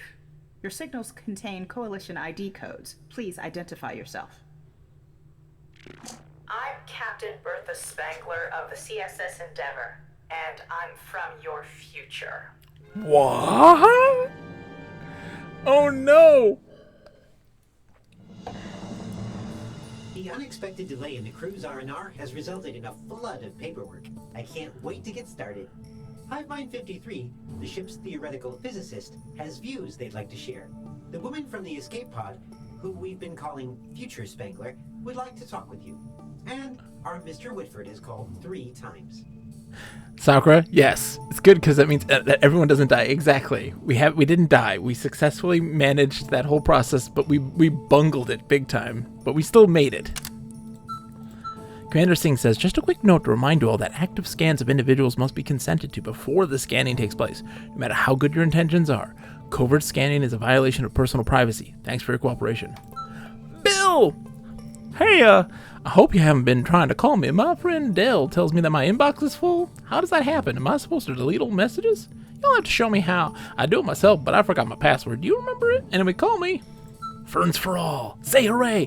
Do you have a big promotion, housewarming, or successful interstellar negotiations to celebrate? Why not send a festive fern? Nothing says congratulations like a nice fern. Don't settle for low-quality imitators. Order direct from Ferns for All today. Specialist Bax says, as some of you may already know, there haven't been any sightings of my missing pet trunkle, Tiny, over the last week or so. Given his size and the volume of his dietary intake, I have to wonder, have all of the escape pods been accounted for? Any leads on his whereabouts would be appreciated. Oh, snap. Alright, Hivemind 53. Warning, we're all in great danger, HRO of the Endeavour. We are? If the person we have rescued is indeed a future version of our Captain Spangler, the potential for disastrous timeline changes is shockingly high. That sounds really bad. Affirmation, it would be. Key historical events would be prevented or triggered early. People could marry their own grandparents. Chaos would result. Timeline corruption is an underappreciated threat. Have a good night, Lady Cat. And, oh, man, if you're going to stream it a bit, I'll raid you. Don't worry. It's so good to see you. Why am I only hearing about this now? Query, would we even know if Future Spangler has already altered our temporal timeline?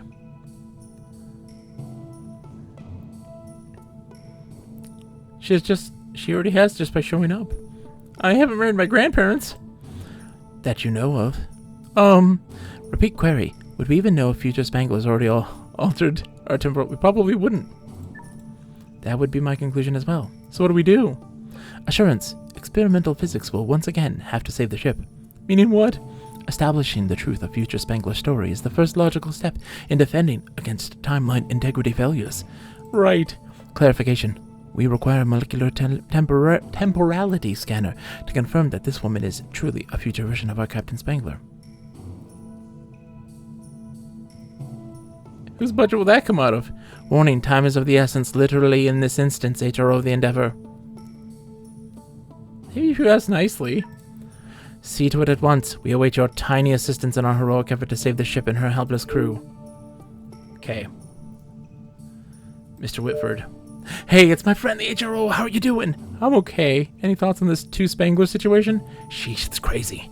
It must be even weirder for them. Sure, but man, I mean, what's worse than 1 Spangler blaming you for stuff? 2 Spanglers blaming you for stuff. Stuff you did. Only one of them is in command. But which one? Between you and me, I think there's a power struggle brewing. Do you think Future Spangler will try to take command? Technically, I think our timeline Spangler is the stronger claim to the command chair.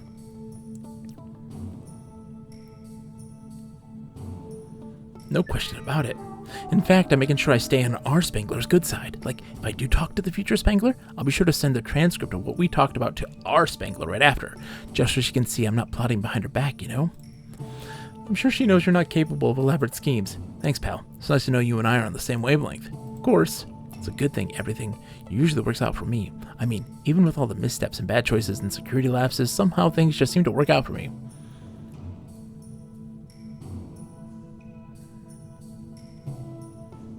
Hardly seems fair, does it? I guess that depends on your definition of fair.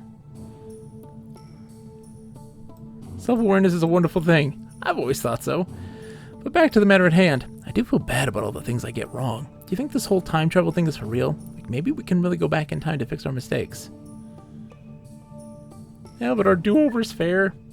Mulligans! I have a good do-over. I love a good do-over, because I do feel bad about all the things I get wrong. Do you think this whole time travel thing is for real? Like, maybe we can really go back in time to fix our mistakes? We all have regrets. Oh my god. Yes, yes I do. That'd be nice. There's an intergalactic die-off event or two. I'd like to go back to avoid it, if I could. It's a lovely thought. Okay.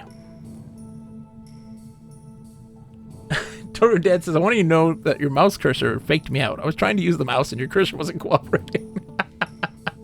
Sorry, DD. Okay, I got some recent mistakes. I need to go to recovering up just in case. I'll catch you in the mess hall.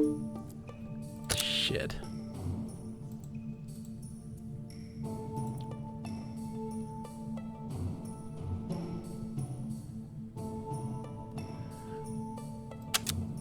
Okay, oh boy. Future Spangler. HRO, it's good to see you again. I have to admit this feels really strange. It is, a little. But we've always had a good working relationship, haven't we?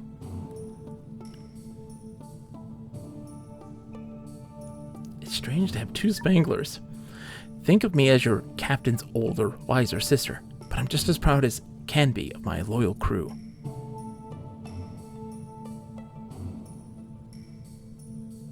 So what happened to your hair? It's a superficial change. Deep down, I'm still the same Captain Spangler, known and loved by your crew. My timeline Spangler never says stuff like that. But seriously, you know, I would tell you everything if I could. What's important is that you believe I'm here to help.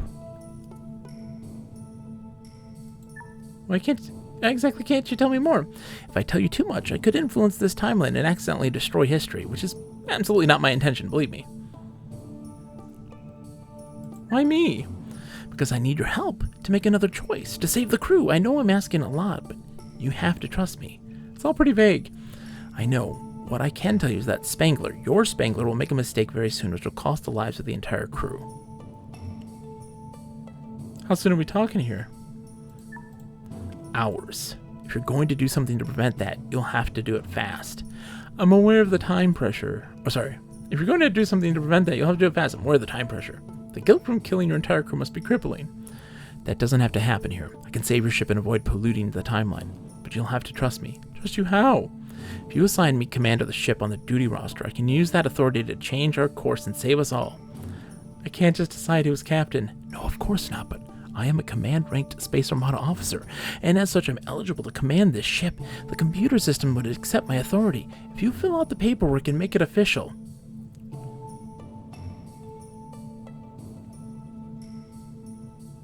That would take a lot of trust. How'd that not change the timeline? I know this is confusing, but maybe there's a pamphlet that might help. Is there anything available on clarifying a confusing chain of command? Not that I know of. Oh, then maybe you should put one together. Maybe I will. In the meantime, the fate of the ship rests in your hands. I know you'll make the right decision. Shit. Okay. Oh no, I can't do it. Ensign Elliot, commanding officer. Oh gosh.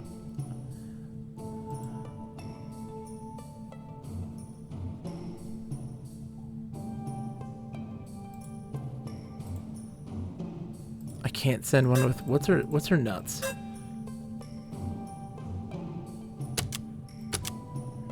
Oh no. I'm gonna have to give him the scanner. I know it's against the rules, but we gotta do it. Oh, I gotta save first. I have to save first. Here we go. We go on. Okay. 'Cause I don't trust it. I don't trust her. I apologize for waking you, Lieutenant. Did I wake you? You sound like I woke you. You're needed in the HRO cubicle. HiveMind 53 sent a message complaining about the molecular temporality scanner you requisitioned for them yesterday. It arrived without an instructions manual, and they have no idea how to use it. Oh, Ship no. Systems also report a security alert in progress in Captain Spangler's stateroom. Shoot. Bad move. I bungle, man. I'm bungling. I'm straight bungling. Security to the captain's quarters. Security units, please respond. What's going on, Mr. Tidwell? I'm not sure yet myself. One of the exobotanists called in a disturbance from the action station outside of Captain Spangler's stateroom. Who was in the captain's quarters? Internal sensor registered only Captain Spangler and Captain Spangler's future self. You'd better see this, Chief. Make a hole! Doctor? It's Captain Spangler. She's unresponsive. What happened here? It was self-defense, of course. There will be an investigation. You can count on that. What's the captain's condition, Doctor? The captain's dead? Doctor? She's dead, Mr. Chang. I killed Captain Spangler! Good morning, Lieutenant. Overslept a bit, did we? Captain Spangler's lifeless body has been transferred. Oh my God. Pending the investigation. It would be good for him to check in with the ship's tactical officer, Mr. Tidwell, to see how his work is going. Future Spangler is expecting a call from you, and Nurse Williams called and asked me to tell you, blood will out. I have no idea what that means. Blood will out. Hatchface.com. We're so sorry to hear about the loss your ship recently suffered. This can be a stressful time for an HRO and the bereaved crew, but Hatchface.com is here to help. We offer a wide variety of festive, high-quality photographic backdrops suitable for any memorial service. Check out our online catalog for the latest designs and sizes suitable for any hatch. The Office of the Pontifex. It has come to my attention that one piece of luggage did not make it back to Toyteria after the sudden departure of our delegation. It's a pale green trunkle skin hat box with a very important cultural artifact inside. Please check your stores and send it back to us at your earliest convenience. The forms must be obeyed! Specialist Hirohito. Seeking second trombonist. Oh! I mean tromboner, Hirohito. Come on now. The Endeavor's residing marching band is looking for a replacement second tromboner. A working knowledge of Churcheroid instruction manual arrangements for orchestra, a plus, but to be honest, we'll probably take anyone who applies. Oh boy.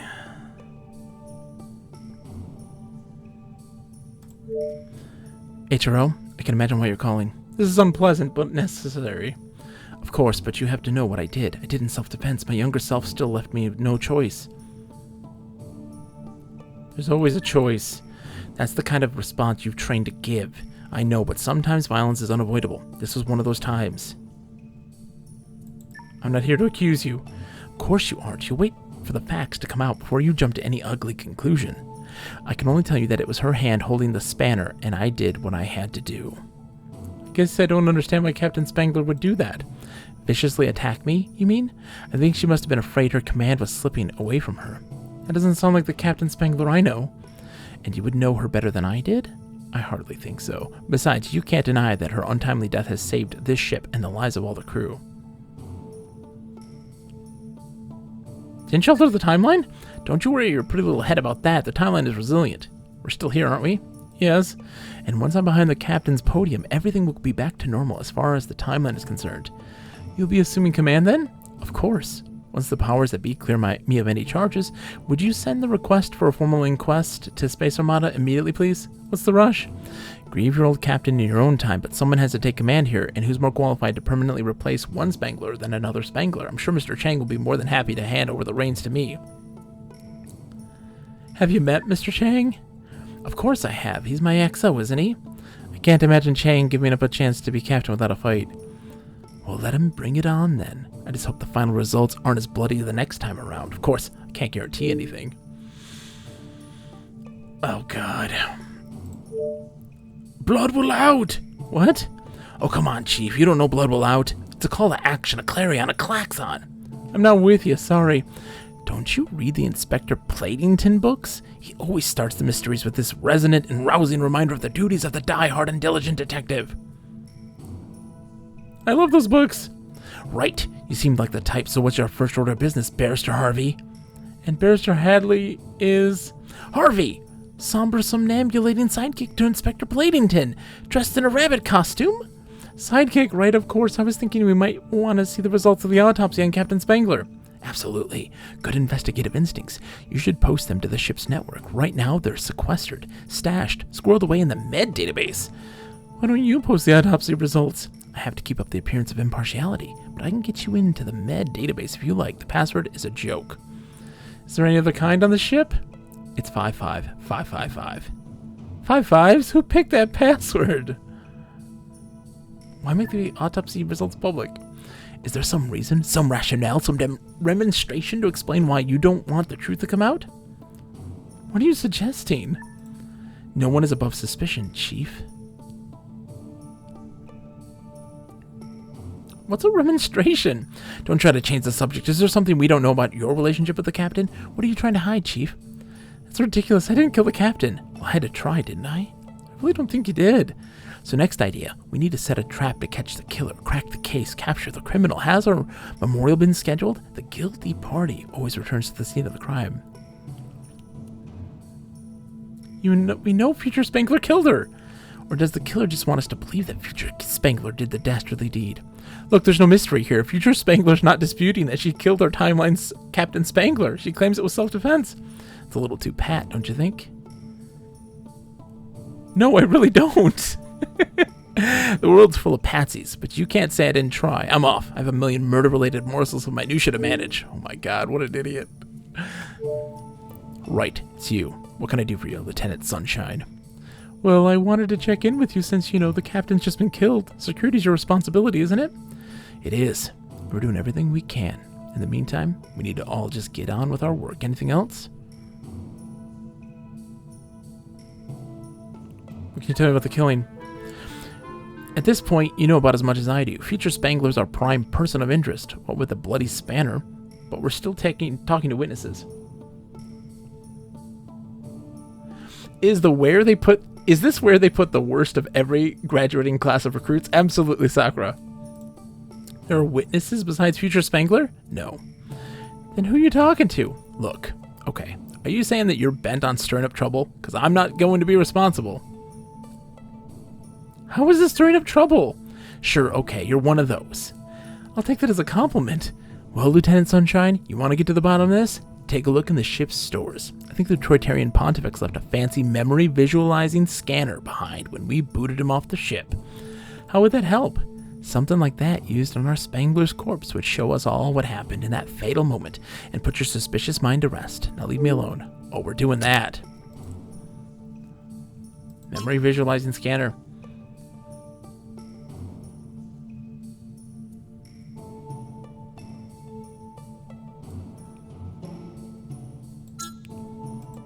Let's see. It's nearly your break time, but there have been developments you will want to hear about. Dr. Singh's staff has successfully deployed the alien memory visualizing scanner you requisitioned for them. We have clear images of Future Spangler bludgeoning our captain to death and laughing while she's doing it. Oh my. Rule out self-defense. Also, we have lost contact with the Endeavor's engine room, and Future Spangler is missing. An intruder alert was sent from Power Substation C, then nothing. Oh my god, we're all gonna die.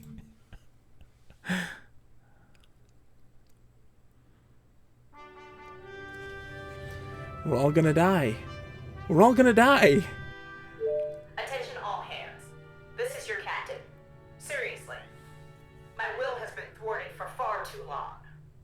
Is that our Spangler? Or her doppelganger. I can't tell those two apart. Now you will see who's really in charge here. See, I could go either way. Can we cut her out of the communication system? She has command authority. There's nothing I can do to shut her out of comms. I have taken control of the engine room. That doesn't sound good. Security team to the engine room. She sealed the franking hatch to the engineering department. Mr. Chang, it's Future Spangler. Her face. She's rippling. I knew it. You will take me to the coordinates I specify without further delay, or I'll blow up your power core and the entire crew. I will show no mercy. So, probably not our Spangler? Looks like that alien thing never was a Spangler in the first place. I knew it. I realize I'm catching you right at the end of this shift, but your line has been ringing off the proverbial hook. Commander Tidwell asked you not to call him. He says he's too busy. Chief Engineer Dostoevsky has tried to reach you several times. She seemed agitated about something. I also have a direct line to the alien imposter in engineering, if you think a little interactive dialogue might help.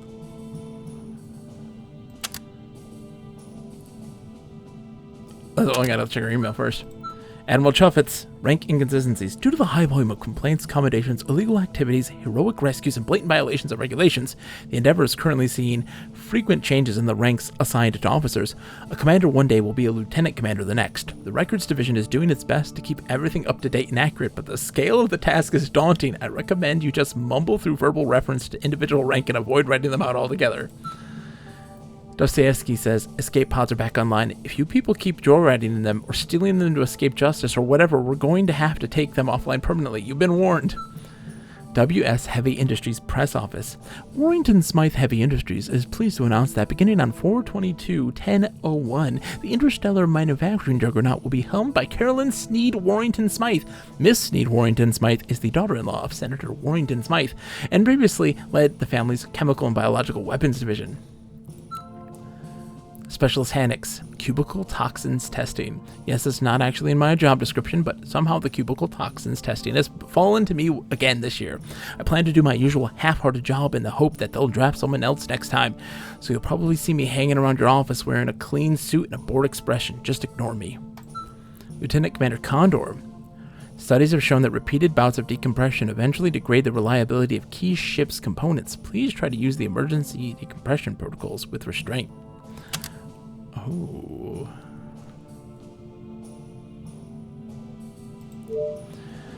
Lieutenant, I've been dreading this call. Really? Yes, I'm sorry I had to deceive you. I really did feel like we had a report going. A report based on a lie? It was necessary a lie. I know this looks bad, but I'm not evil, and this isn't a random act of violence. Explain the situation to me. My homeworld lies within the Kermulak Republic. For centuries, out of fear and ignorance, they've ruthlessly hunted us. There are only a handful of us left now. We stand on the brink of extinction. So the ends justify the means? I regret the violence, and I regret the fear I'm causing your people. That was never my intention, but it's necessary if my people are to survive the crusade the Kermulaks have instigated against us. They view my people as an unacceptable security risk and are determined to wipe us out. So how does this end? Peacefully, I hope. Then you're off to a rocky start. This doesn't have to end in disaster. If I can reach my home planet, I'll let your ship and crew go. Your home world's in Kermulak space? Yes. The Kermulaks won't sit idly by while you invade their space. They'll try to stop us. I know how to exploit gaps in their sensor coverage. That's how I escaped Kermulak space in the first place. You'll have to trust me. This situation isn't exactly conducive to trust. You're holding our drive core hostage, remember? If you change the duty roster to give me the navigator role, I can plot a course to get the Endeavor through the non-partisan area and into Kermulak space without ripping their border alarms. It'll be easy. I only have your word for that. Sometimes we have to roll the dice. I can't blindly trust you. I wouldn't suggest crossing me. If I can't get home, I'm fully prepared to blow your drive and kill myself. I don't doubt that. I'm not a monster, though. If you want to evacuate your non-essential personnel, I won't stop you. You might also want to issue a pamphlet to speed that process along. I'll worry about my crew, thanks. Don't let your pride stop you from doing what's right for your crew. You'll understand if I don't take advice from a criminal. It's not too bad, really. Under other circumstances, I think we might have been friends. Dude, no. He laughed when he killed our captain. Well, if it isn't Lieutenant Sunshine, Mr. Tidwell, you certainly not wasting my time. I know your time is valuable. You're right for once, so this is no time to lay blame or point fingers. Through no one's incompetence, an alien has seized the engineering section and it's threatening to blow up the ship. That's more or less accurate. We're where we are, and we have to deal with it. Very practical of you. But if I could take a minute, did you see that creature change from looking like Captain Spangler to looking like its usual self? It was creepy, but it got me thinking about the opportunity here. I mean, if we could figure out how it did that, it would completely change espionage. Can you imagine it? It's biology, not technology. So it doesn't seem like the kind of thing we could reverse engineer or use if we somehow managed to figure it out. If we had someone in there, they might be able to get a skin sample off the alien or something. The science weenies could analyze. But we don't. Engineering was evacuated, wasn't it? We think all our people got out? But they're still counting heads. We think everyone's out? Okay. If you're gonna be like that, maybe we could save the ship if we shut down the space-time drive core remotely using the engineering databank. No core, no explosion. That sounds perfect. Can you give me access to the databank? I can. The password is Mommy's Little Darling, all lowercase.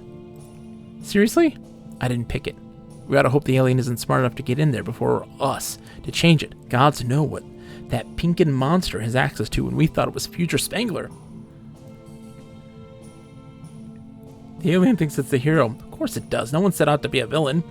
But what if it's right? What if we really are contributing to the extinction of their species? It'll all be worth it if we can figure out how they're doing that shape-changing trick. I smell promotions all around. Well, maybe not for you, but for the rest of us. Why a promotion for me? It's not always about you, Lieutenant Sunshine. For Spank's sake, try to remember that. Finally. Commander D, what can I do for you? I'd like an update on what you're doing to counter this threat. We're assessing our options, but I'd love to hear your suggestions. What I'd like to know is why those alien crackpots always have to flock to the engineering section. There's a whole ship full of delicate equipment, but they're never happier than when they have a bomb set to destroy my poor engines. They're the heart of the ship. They're my heart too, but that doesn't matter to those crazies. We'll save the space-time drive core in your engines, I promise. Wish I could believe you. We should build a decoy. What? You mean like a dummy engine room? To throw these nutjobs off the track? Yeah, a little engine room themed Potemkin village. They'd end up bombing a mess of paper mache and Christmas lights instead of the drive core. We'd probably recoup the cost of building in the first year. Never been more attracted to you. So back to the problem at hand. You know, those engines better than anyone. How can we neutralize the alien shapeshifter's threat and prevent him from blowing us all up? Log into the engineering databank and kill the drive remotely. That sounds great. Of course, if the alien has a brain and a shape-shifting head, the first thing it'll do is change the password. It doesn't know the password. Well, what? When we still thought it was future Spangler, a member of the engineering staff may have shared the password with it. Are you that staff member? Moving on. We can also sabotage the engineering budget. How would that help? Once the department's budget hit zero, the logistics databank would automatically stop releasing fuel. No fuel, and the core goes into automatic shutdown. And then it couldn't explode. Well, whatever we're going to do about this, we'd better do it soon. Those deranged sorts aren't exactly known for their patience. I made you a promise. I know you meant that reassuringly, but it's just made me more despairing. I mean, if we're relying on you truly, I guess I have to cling to whatever slender reed the universe offers me. Good luck, Poodle.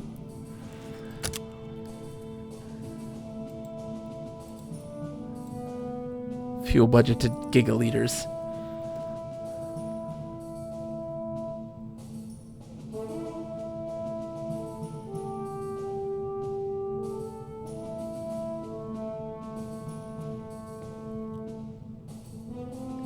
Let's adjust it.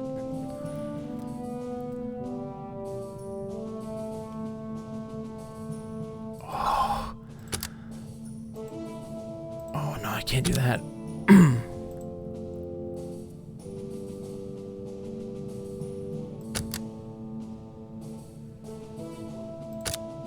Let's do it.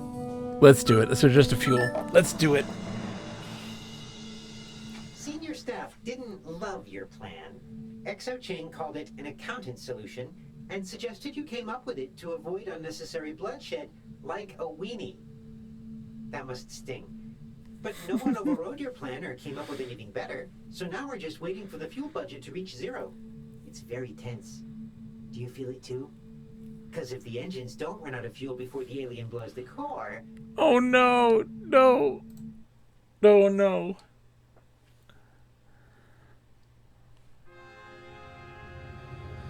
Oh no. Don't blow up. Fuel status, Mr. Whitford. Logistics computer is being queried for fuel now. Fuel budget has just hit zero. Engine core has depleted its fuel reserves. The logic computer is refusing to release supplies without budget. The alien is hailing us. On the big screen, if you please, Mr. Ramos. What have you done? Besides robbing you of your bargaining chip? I'll blow the core! Without fuel, you won't get much of a bang, but be my guest. You're bluffing. I'll do it. I'm doing it. Explosion, Mr. Chang! Damage to the engine room. Minimal structural damage. Frank me, the ship has survived. That's a win in my book. Send a biohazard team to engineering to secure whatever's left of that shape-shifting troublemaker. We may find a use for the remains in due time. In due time. We did it. We survived, but the captain is dead. It's now XO Chang. Oh man. It's XO Chang now. He's the captain. It's Captain Chang.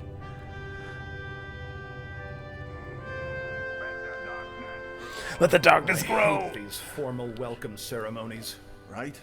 Be polite, make small talk, act like a trained monkey. Be nice, boys. This may be Captain Spangler's only hope for a successful reanimation. Right. Reanimation. If we want the help of that psychopath Dr. Spitz, we have to charm his warden first. I know the drill. Ooh. We have the captain's body on ice and the alien shapeshifter with its copy of her mind state. Now all we need is Dr. Spitz's expertise to put the two back together. And for that, we need his warden's permission. Here they come. Smile pretty now, people. Does the warden's honor guard look a little rough around the edges to you? Pentethesit Prison Planet is a remote posting. Cut them some slack. Smile pretty, everyone. Chat, smile pretty. I presume. Yes, I'm Captain Chang. Warden Kozlowski, I'd like to welcome you to... I know you were expecting Warden Kozlowski, but he was indisposed. Let me introduce myself. I am Dr. Jocula Spitz, and my brothers and I are now in control of this ship. There's no need for violence. You will not interrupt, Brother Spitz. Congratulations. You will all be witness to the culmination of divine prophecy. My fellow cultists and I are going to fly this ship into the Eye of God. Hey, episode 6, or sorry, Star Trek 6. Star Trek 6. Nothing like being hijacked by a 6? Wait, no, 7. Is it 7? Adult shift. Dr. Spitz's cultist apparently overwhelmed the prison colony's guards, but it was Mr. Tidwell's sloppy procedures that allowed them to... It's 5. Star Trek 5. Star Trek 5. Science Officer Condor called several times about a sensitive issue, and Acting Captain Chang has regained consciousness. Star Trek 5. We're in Star Trek 5 right now. Oh my god. Is the Captain Spock? Is the Captain Spock? Is that what's happening? Okay, sorry. Dr. Spitz's cultists apparently overwhelmed the prison colony's guards, but it was Mr. Tidwell's sloppy procedures that allowed them to seize the ship too. Also, Science Officer Condor called several times about a sensitive issue, and Acting Captain Chang has regained consciousness. Commander Sheridan, rise in reports of identity theft. Some of you probably already know there's been a distinct rise in the reports of identity theft, both in Space Armada and in the general population. It's not the fun kind of role-playing, people. You may want to consider adding a training module to address this issue with your crew. Con! Yes. New offerings. Top-notch secret agent devices and supplies. Convert covert communication devices, poison pens, umbrellas who tip spray, a variety of useful substances. You name it. If it's in a legal gray zone, we got it. Check out our online catalog. Have a good night, Earl. Have a good night, Audio Eric. By the way, Audio Eric, kudos on this game. It has been so much fun. I have been thoroughly enjoying this roller coaster of emotions. Have a good night. Thank you for working on this game. Thank you for making this game. Legitimately. I'm having fun. And you did a great job. So far, at least. You could screw it up in the end, though. Ensign Elliot, sorry, that sounded mean. I'm sorry. That wasn't mean. It wasn't meant to be mean. The Warden's reception. Was I supposed to call Warden Kozlowski to make the arrangements, or were you? I remember you saying you would do it, right? That sounds right. SOS. Do you need an SOS? Coworkers eating too loud in the break room. The drone in the next cubicle overloves to... Wait. The drone in the next cubicle loves to loudly recap her favorite programs every morning. That decompression alarm clock's on, preventing you from concentrating. You need a patented sphere of silence. Get yours now. You really need it. Mr. Tidwell. Right. So let's get this over with. Get over with what? I guess I deserve this. A call from the HRO? No blame. Blame for this whole thing with the ship being taken over, this mess. It wasn't exactly a security triumph, and the buck stops with me, I guess. You sound remorseful. Of course I am. I could be responsible for getting us all killed at the hands of a madman. You sure? I'm sure no one's even thinking about you right now. For the moment, I'm going to lose my franken job over this. I just know it. No sense assuming the worst. Well, come on. I'm a pink and screw up is what I am, and I always have been. I've just been awesome at hiding it until now. Maybe we should talk to someone. I am. That's what I'm doing now. We're talking, right? I was thinking of someone more specialized. I can schedule a little time with the ship's therapy bot, just to talk. You think I've lost it? No, I just think you might want a little support. There's nothing wrong with talking to someone when you're in trouble, even if that someone is a machine. Look, I know this is bad, and I know it's my fault. Just don't give up on me yet. You're making it tough, Chief. I know. Just keep the faith for a bit longer. Don't throw me under the bus yet. We need to focus on getting through this. Right.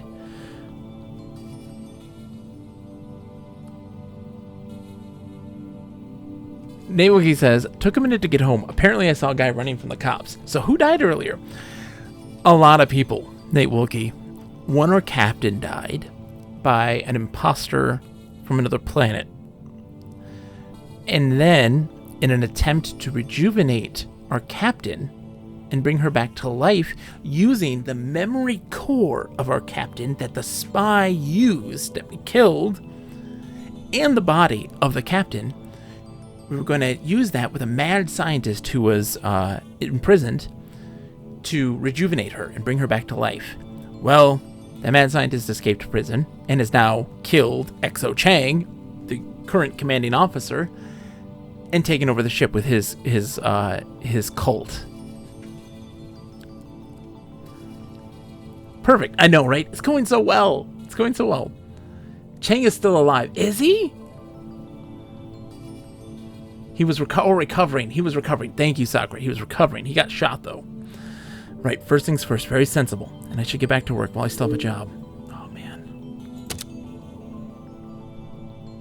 Okay.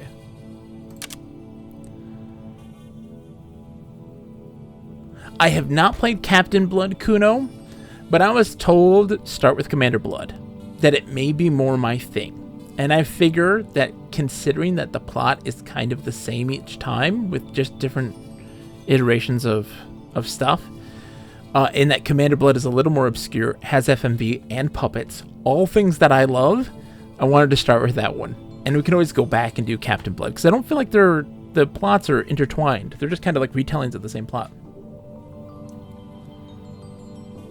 Brief acting Commander Chang. So this will be a short conversation. Will it? Tidwell is clearly incompetent, and his lack of professionalism has now endangered the entire ship. Because he didn't prevent crazy Dr. Spitz from taking over the ship? Got it in one. How is it so easy to take over the ship? Tidwell's subpar performance is tarnishing the image of my command. Your acting command. And he'll need to be punished officially. I'd like you to send him a reprimand for his performance. Make sure it gets into his permanent record. Tidwell feels terrible about all this. He should. He's making us all look awful. Do you think Space Ramada's opinion of me went up after this debacle? Probably not, but a reprimand... I'm not sure why you're resisting this after all. Tidwell tried to pin this whole disaster on you. Me? Something about your having suspicions after talking with Spitz earlier and not passing them on to the senior staff.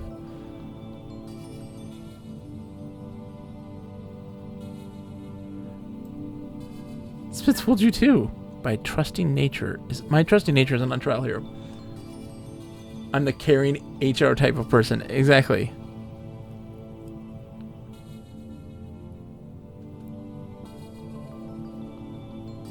Tidwell's obviously trying to deflect blame. A solid strategy may even be working. I don't think it's fair to think I should have caught on to Spitz's disguise. No one else did. Okay. I think even Tidwell doesn't believe that. He's just throwing stuff to see what sticks. Not exactly a mature reaction. Yet another reason he'll need to be replaced. The ship deserves a top-notch tactical officer, one I can trust. What happened to your trusting nature? You know, I'm done with talking about Tidwell. It's petty squabbles and interpersonal drama like this that stop us from focusing on what's really important. Saving the ship from Dr. Spitz and his mad henchmen? I was going to say improving the reputation of the ship and her officers, but let's go with your thing. I think it'll be harder. Yes, I don't envy you. Spitz is holding all the cards, not to mention our lives, in his psychotic hands. But take care of the Tidwell thing before you leave the office today, alright? Alright. It's the HRO. I apologize in advance. This may be awkward. Awkward? I require your help with a problem of the romantic variety. All my relationships are awkward. That'd be a nice change. I aim to please. A madman has seized control of the Endeavor. That seems to be all anyone wants to talk about. Therein lies the problem. You see, I may not have been forthcoming with you. How so? Dr. Spitz, the madman who seized the ship, and I have something of a history. Wait, you dated Spitz? He was teaching at the academy when I was there, and I found his air of undeserved authority and intellectual prowess quite irresistible.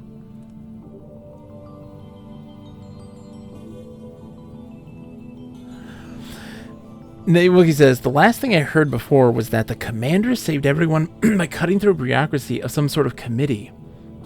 That was a long time ago, I think? That would have been, way back in the trial portion. That would have been like episode 2. 45 minutes ago. Oh, roughly. Okay. That would have been a long time ago. That would have been, The disease. Thank you, Sakura. Wow, there's so much has happened. So much has happened in this time. He was teaching at the academy when I was there, and I found his air of undeserved authority and intellectual prowess quite irresistible. Churcheroids and humans are compatible? Maybe that'll help. It ended badly, so my prior relationship with Jaculus is more likely to hurt our cause. So what happened between you two? This is like a fire hose of exposition. I know, right? The ending was predictable, though I admit I could have handled it better. So it was a rough breakup? I thought my text message explaining why we could not continue our relationship was quite thoughtfully composed, but Jaculus, Dr. Spitz, did not agree. You dumped him by text? I find text breakups reduce the likelihood of tears. But look at the mess you're in now. A mess you could have avoided if you had been a little more courageous and broken up in person. What matters now is that I'm in great danger. Your ex is crazy, armed and in possession of the ship. Precisely. I require you to delete my personnel record from the ship's databanks before Spitz can discover I'm on board. I bet you regret that text breakup now. He would have been devastated either way. We are spectacular. No one ever gets over us. So if you were so memorable, wouldn't he recognize you if you ran into him in the mess hall and the bridge? Upon consideration, it may be safer for me to remain in my stateroom for the duration. Out of sight, out of mind? Just so, but it would require me to roll over some vacation time from the next fiscal year.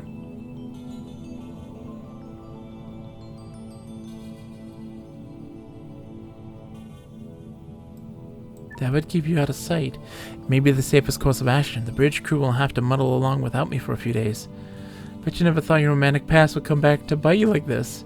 A silver lining. This incident may have cured me of my fascination with the bad boys of theoretical microbiology. They're an unstable lot and selfish in the boudoir, if you know what I mean. You're preaching to the choir. Thank you for the kind ear. I need hardly ever say that I hope this can remain between us. I wouldn't want the rest of the crew to think of me as a star flocker.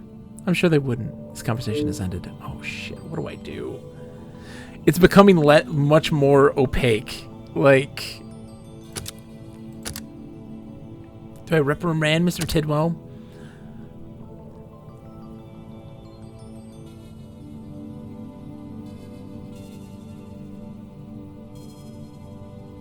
Oh no.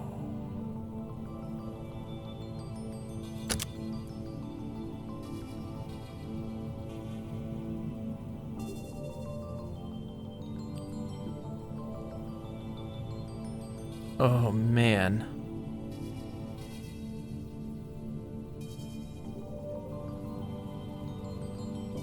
Do I hide her? I think so. I think that's going to be the real... Oh, man. Where is she? Stella Condor.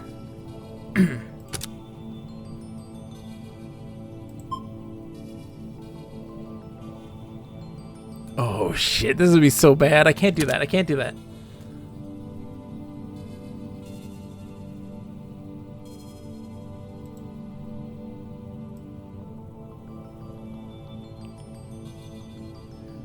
My reprimand, but a reprimand's not gonna do anything. I don't know. Oh man, I'm gonna schedule therapy bot for Commander Tidwell. Let's see what happens. Let's see what happens. Let's see what happens. I'm afraid the omelet bar will have to wait, Lieutenant. You're needed in the HRO cubicle. The ship's therapy pot reports that Mr. Tidwell did indeed attend his scheduled evaluation appointment, but he left after just 4 minutes. Oh. That's all the therapist unit can divulge to us. Oh In the no. meantime, Dr. Spitz has forced That's a the bad endeavor to idea. travel to a local dark gray hole, a stellar phenomena sacred to his mad cultists. You didn't want to say cadre?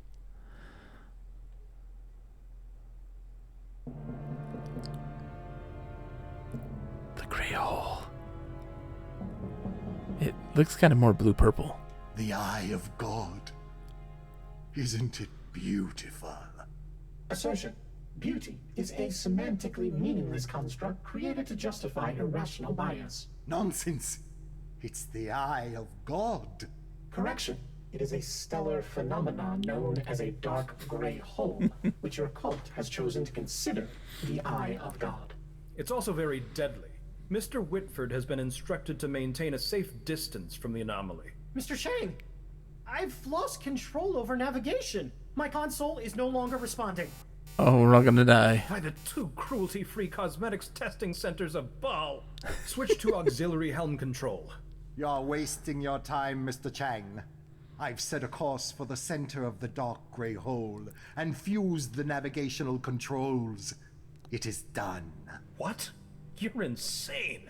The theta radiation will kill us all. Oh, ye of little faith, Mr. Chang. It has been foretold. We are going to enter the mind of God. Or die trying. Spitz will provide. It has been foretold. Spitz will provide. Spitz will provide. Spitz will provide. Our doom. The Endeavor does indeed seem to be heading directly into the maw of the dark gray hole. Theta radiation levels are already beginning to climb. That may be what Dr. Singh has been calling about. Also, HiveMind 53 has requested a brief check-in. Let's check our emails first. Panic Button Enterprises. Are you prepared for the next world-shattering disaster you'll encounter? Think that city dome can't possibly crack? Pretty sure they wouldn't let people travel on space liners if they might suddenly lose atmosphere. Convinced that friendly aliens won't ever go rogue on you? Then you're just fooling yourself, my friend. The future belongs to the prepared. Bill! Where are you? I heard your ship was on its way to Pentathuset Prison Planet. So cool! I want to know how your meeting with that nice Warden Kozlowski went. I have a good feeling about it. Oh, we're all gonna die, Bill. Therapy bot. Please be aware that your health insurance company, or for those of you with bronze level coverage, your health insurance company facsimile will be billed if you fail to appear at a scheduled therapy appointment without giving 24-hour notice. This policy is hardwired into my mainframe. No exceptions will be made. Acting Commander Captain Chang. Condor's whereabouts. I know it's a long shot, but I've asked everyone else. Where in the 6 air quality testing stations of Zion is Commander Condor? If you see her, tell her she's needed on the bridge.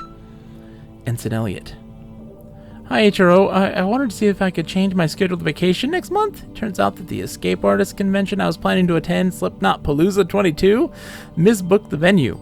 Couldn't get out of their contract, so they had to delay the event by a week. Oh boy. Social convention, expression of regret for full schedule. Of course you're busy. We all have so much to deal with, saving the ship, defeating Dr. Spitz, reintegrating Captain Spangler in her body. You misunderstand, HRO of the Endeavor. Oh? The circumstances which brought the Endeavor to the brink of crossing into a dark gray hole are perhaps regrettable, but the scientific value of the crossing is incalculable.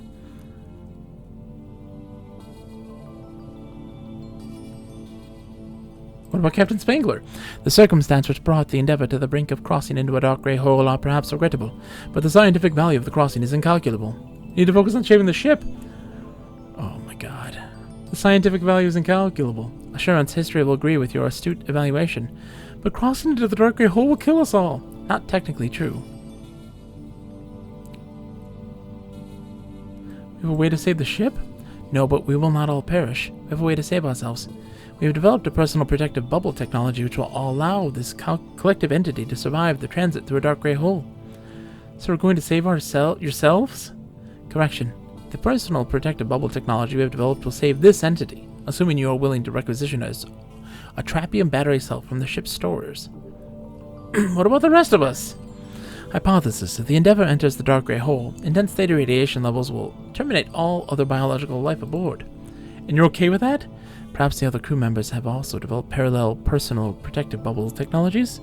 If not, they should have been more forward-looking. How's that helpful? It wasn't intended to be helpful. It was merely a statement of fact. Can I get you to bend your formidable intellects to the problem of getting us onto the bridge? Resetting password ship-wide would make entry on the bridge a simple matter. Well, Hesh Ballantyne. You got a lot of guts showing your face around here. How are you doing, Hesh? It's good to see you, man. How do I make that happen? With the assistance of the ship's computer specialist, of course. Thank you for the shout-out, Sakura. Folks, if you haven't been watching Hash, you need to. Once again, time and again, I say it. When is it gonna be enough? Chat, when is it gonna be enough? When are you gonna learn? Twitch.tv/Hesh_Ballantyne, BALLANTINE, if you're watching on a YouTube archive. When is it gonna be enough, damn it? If not now, when? Follow his ass. Do it now. We're doing it live. Seriously. Watch Hash. Fantastic person. With the assistance of the ship's computer specialist, of course. We can reset the passwords? The computer specialist can reset all the passwords on the ship if she is authorized by the HRO on duty, which is me, which is most assuredly you. Well, you've given me a lot to think about, and little time to think about before the ship crosses the dark gray hole's event horizon. Social convention, we hope our metaphorical paths cross at some future unknown point. How are you doing, Hash? It's good to see you, my friend. Hash, what are you're playing something tomorrow, right? Tomorrow you're playing something? What are you playing tomorrow? You were like, hey, if you're in tomorrow, edutainment stuff, right? Tomorrow's Hardware Night, yes. What are you playing tomorrow night? You said to come and watch this. Hash's Haunted Hardware. Ooh. Is it really haunted? What kind of ghosts are in those motherboards? Sexy ghosts? Do you have sexy motherboard ghosts? I'm just doing the operating system stuff. Dude, Hash, one of my favorite things. I don't know if you've ever seen, but the instructional videos for the Apple IIgs, not videos, the instructional software for an Apple IIgs is, oh, so good. So good. I can't recommend it enough. It's got an Indiana Jones style character with a robot companion, robot sidekick, and it teaches you how to use a mouse. It's fantastic. Go into it, and there are probably some creepy AI generated gabagool. Oh, I'm sure there is. Windows 3.1 is doing the Castle of the Winds. Hash, oh, there's a game. If you do install Windows 3.1, there is a game I highly recommend. Hold on. What is it called? I have to remember. Sci-fi game, Windows 3.1.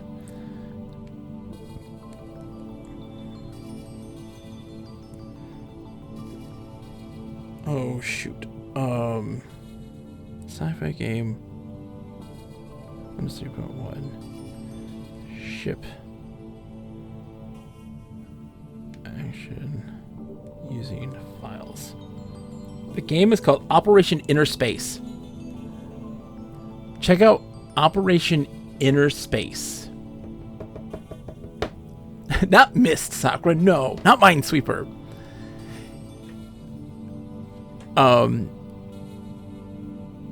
Oh, Maelstrom.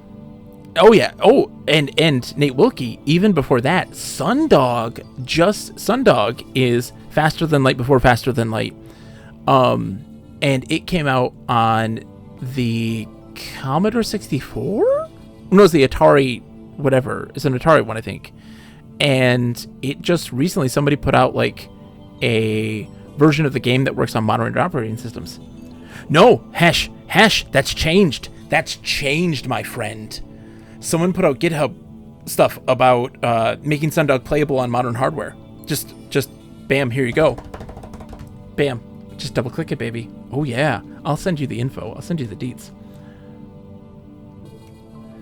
But Operation Inner Space, Hesh. It is a top-down, open world space shooter RPG. But what it does is it uses the space systems are all the files and folders of that you have on your computer. And so each folder is a different event system. So like there'll be one that could be like a race course, and another one's like a survive waves of enemies. But there's actually a plot and a boss that you have to like discover and find, and you're exploring inside of your computer and like shooting down and collecting files and stuff like this to upgrade your ship. It's wild. It's wild. And it's really cool. It actually has a plot and an ending. And it's really interesting. I played that a lot when I was a kid on Windows 3.1. Way back in the day. Sorry. Check it out. Let me guess. You're selling Solar Scout biscuits? I wish. Me too. I could really go for a box of Orion clusters right about now. Now I was calling to see what you thought about this whole mess. Right, well, I don't have to tell you that if it doesn't look good. A hostage situation like this with armed, unstable personalities in control, well, the probability of this ending badly is quite high. And I had you pegged as an Optus. How high is high? And even if we manage to avoid being fried by theta radiation and somehow manage to wrest control of the ship from poor, sad Dr. Spitz, we'll still have the problem of reintegrating Captain Spangler's consciousness into her body. When you put it like that, the mental health toll on the crew alone will be enormous. I should get in my request for a budget bump now. Gods know we'll need the extra staff hours. You only love me for my admin skills. Completely untrue. As a matter of fact, I was just thinking about how you might solve our Dr. Spitz problem with some daring double agent action. Seriously? Would I kid you, LT? I was thinking that you might convince poor deluded Dr. Spitz that he had converted you to his way of thinking, looking at the dark gray hole. You want me to join Spitz's cult? Well, you only have to appear to join them, gain their confidence, maybe wear a robe, learn everything you can about their operation, and then pass that on to Tidwell. You can handle the use of force bits. I'm no secret agent, Doctor. Ah, but I have faith that you can do this, LT. You're the type to come through in a pinch, and this certainly feels pinchy to me. You're gonna make me blush. Not my intention, but alright. And once we have this ship back in friendly hands, we can turn our attention to getting Spangler's mind state decanted back into her body, so no pressure. There's only dozens of lives dependent on you. Now get to it. I don't want to join the cult.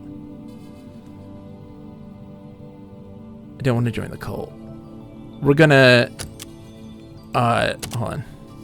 Not sending that to him. That's the death. Reset all passwords shipwide.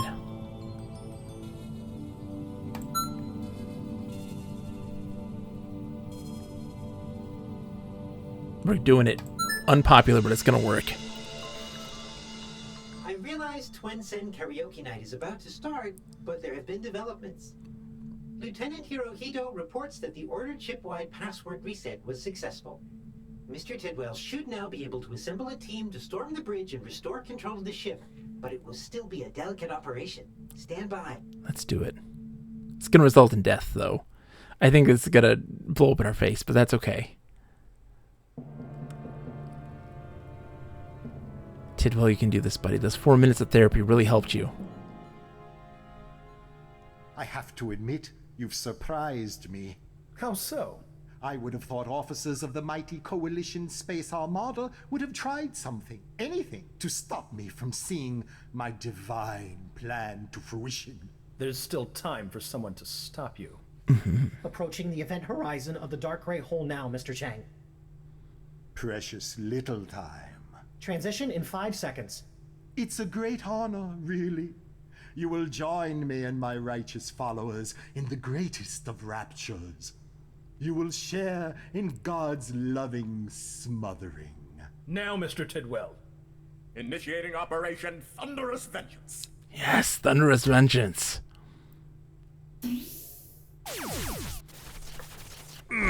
Let's do this. But how did you get the bridge doors open? Take this trash to the bridge. Yes. Sharp work, Mr. Tidwell.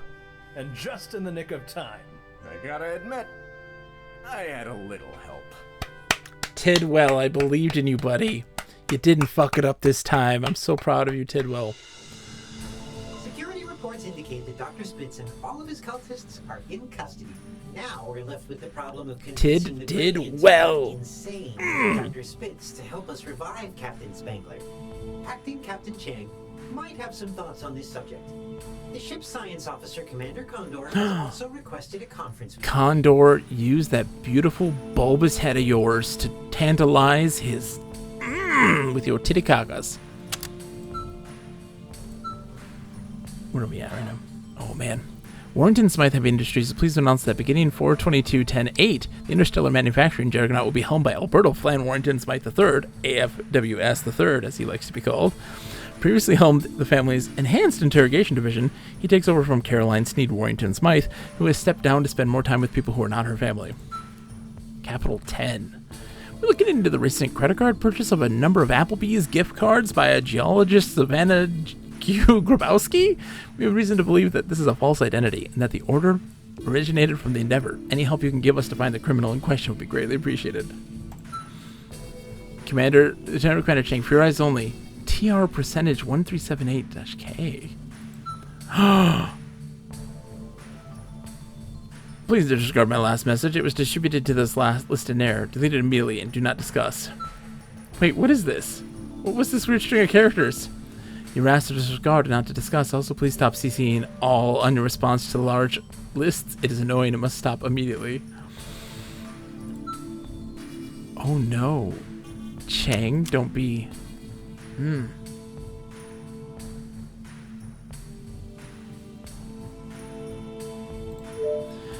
Well, that's another successful adventure for the logs. Let's pack it in, Lieutenant. We're not quite done yet, Mr. Chang. We still have to get Captain Spangler's mind state reintegrated into her body, remember? By the 3 touchless car wash emporiums of Xanadu. That important thing is that the situation is under control. We can deal with the loose ends later. Thought it'd be 3 tandem bike rentals. She wouldn't like to be called a loose end. Well, Captain Spangler's not here, is she? I am.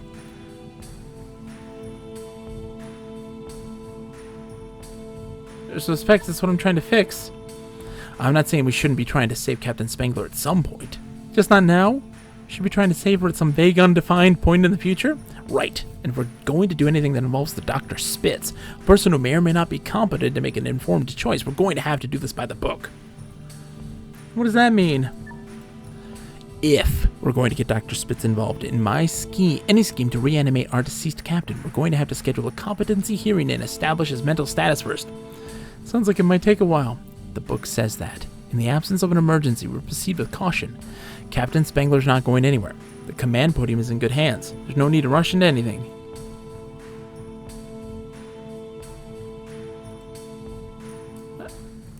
Space Armada won't wait forever. They're bureaucrats. Waiting is their favorite activity. You're just the same. I'm famous for my patience, and I'm famous for making sure my friends get taken care of. I can't help thinking you have your own reasons for not wanting to press ahead with reviving the captain. Great! Glad we're on the same page. Now let's talk about poor Dr. Spitz. You're trying to distract me. From what? From the challenge of getting Captain Spangler back into her body and back to her command. That could be further from the truth, but I'm very disappointed in you, HRO. I'm not quite sure how we ended up here. I just wanted to help the captain. Yes, well, maybe you should go and think about what you've said and done here today. You won't go to me that easily. I think I will, and I order you to leave that poor Dr. Spitz alone. We wouldn't want anyone to think you're exerting any undue influence on the poor guy. Dismissed. Oh, snap. Dude, it's that HRO. Thank you for taking the time. I'm sure this is a tough time for you. Indeed, while I'm no longer romantically entangled with Dr. Spitz, I retain residual feelings for him, and seeing him in this state is very distressing. What do you think about asking him to help us revive Captain Spangler? While he's indisputably a brilliant theoretical microbiologist, I worry about putting more pressure on him when his health is so obviously poor.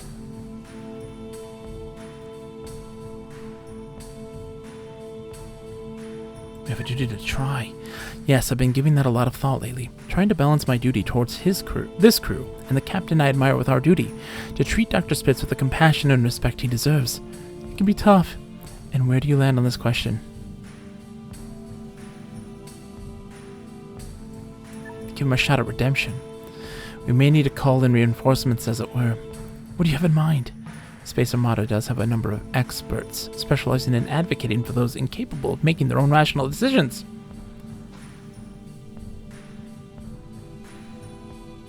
I could requisition a specialist on a temporary basis to look out for Jackal's interests.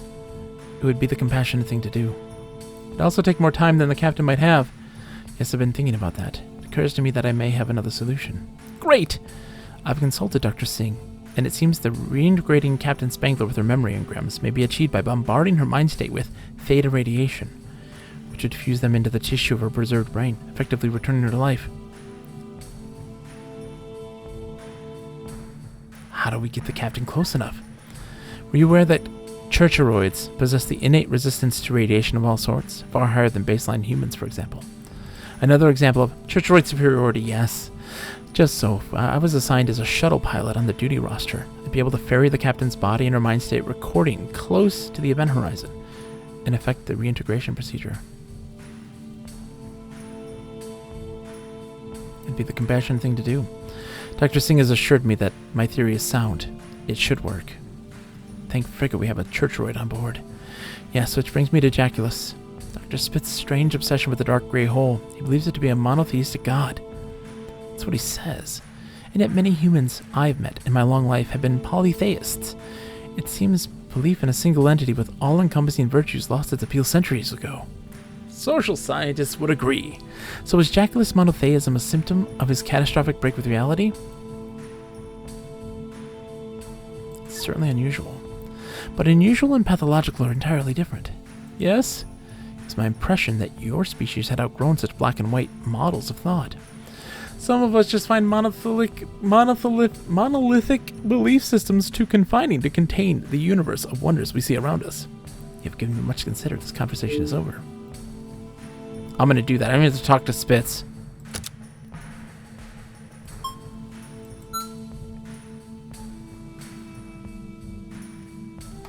Let's do it.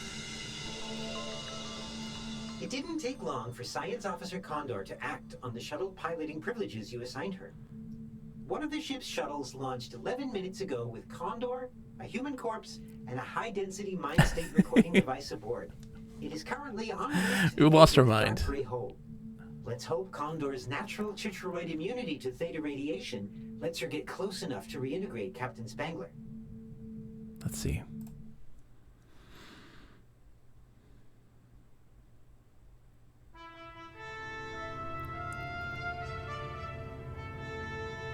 Please work. Mr. Chang, Science Officer Condor's shuttle is approaching the high-density theta radiation zone. Hail them. Mission is proceeding smoothly, preparing to initiate the Theta Radiation Reintegration Protocol. And how are you feeling? Nothing concerning, Doctor.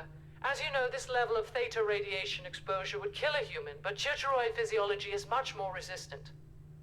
The shuttle should now be getting enough theta radiation for effective treatment, Doctor. Beginning reintegration procedure now. Is it gonna work?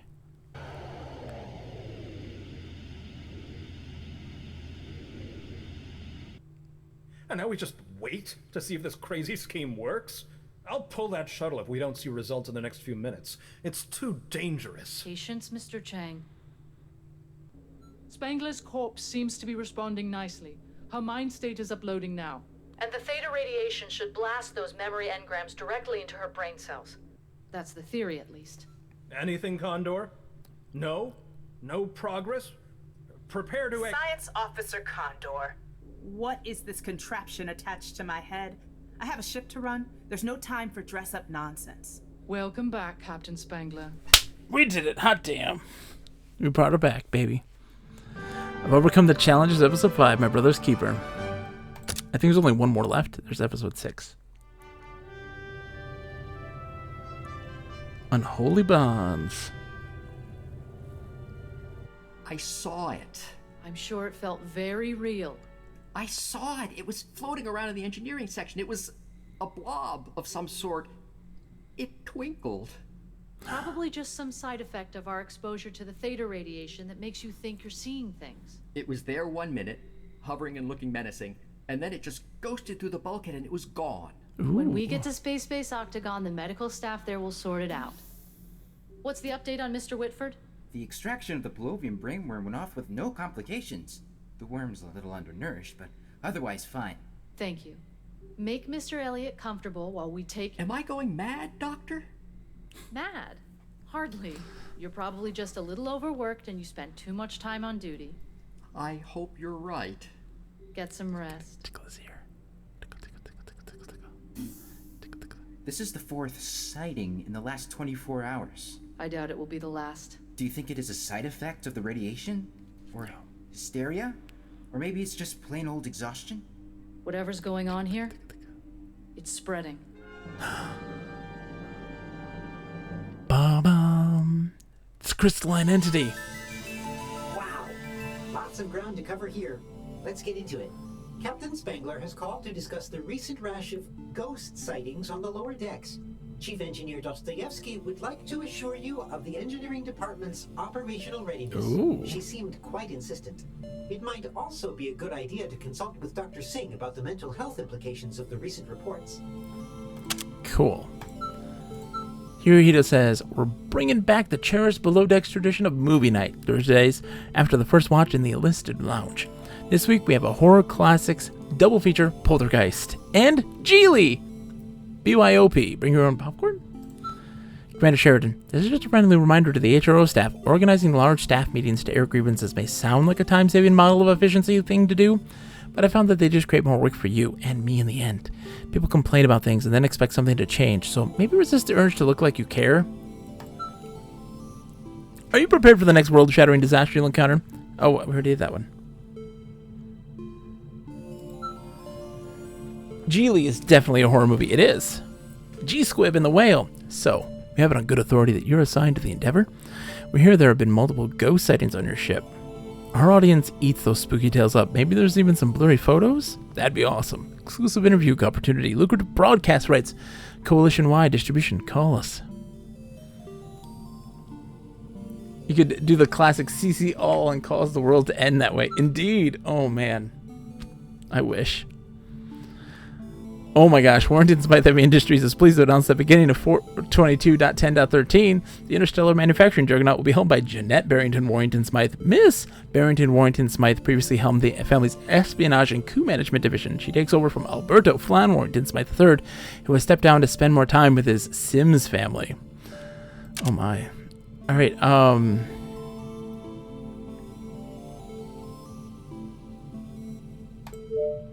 Counselor. Captain.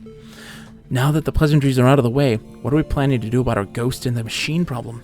Oh, you mean the reports of mysterious sightings of things in the ship's engines? They're terrible for morale. The crew's been through a lot lately, with the close call at the dark gray hole and the exposure to theta radiation, which is why we need to shut down those ghost stories ASAP. We can't afford another drain on crew productivity. I admit it's not a great time. Hysteria is contagious. We can't afford to indulge it for another second. It was not such a bad thing. How do you mean? It's like a relief valve. Tensions were running high. Maybe this is kind of a release. Hysteria is contagious. We can't afford it. So glad you see it my way. Of course. Because there's a danger beyond spectral sightings and upset ensigns. Which is A drop in crew efficiency might delay our arrival at Space Base Octagon, which might in turn delay the crew's treatment for the theta radiation exposure we all suffered from our close encounter with the dark gray hole. Navy says, I remember someone doing that on a mass chain email and it took about 4 weeks to stop. Oh my god.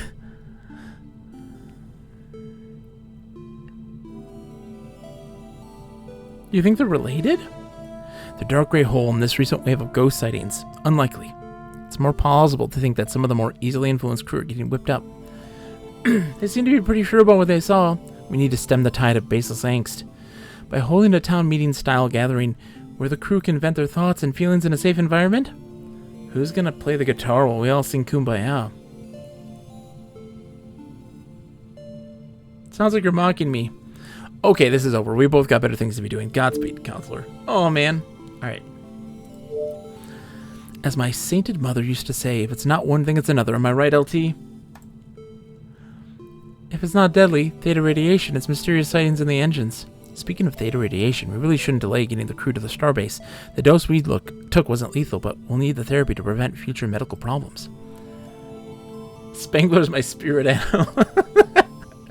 Why would we be delayed? So there's nothing wrong with the engines? We're sure? The reports of sightings worry me. Even if the crew are right, and there's something in the engines, there's no reason to believe it will affect the performance of the ship, right? Probably, but I don't think that Dostoevsky even knows for sure. So there's nothing wrong with the engines. We're sure? We can't be 100% sure. I'll need assurances. The health of the crew could be at stake. I can ask Dostoevsky. Oh, shoot. I'm thinking these sightings are indicative of a crew that's been under tremendous strain. The commander thinks they're hallucinations. And why shouldn't she? There's no evidence of an actual intruder in the engines. What if the sightings are real? It's possible, but you have to admit that the timing is very coincidental. So in your professional opinion, a little emotional support might go a long way toward helping the crew heal. We could edit the media library? Oh god, you're right. How could I have overlooked that? A crew this fragile shouldn't be exposed to horror titles. That kind of thing can't be helping. Yes, you should pull those out of circulation, absolutely. I'll look into it. I just hope the crew can hold it together long enough for us to get to the station. We should have a plan B. Always wise. I'll leave you to the device of devising then. Take care, LT. Okay, let's get this over with. I'm sorry? There's nothing mysterious living in my engines. And how do you explain the sightings of an amorphous twinkling blob? These are the crew members filing the reports.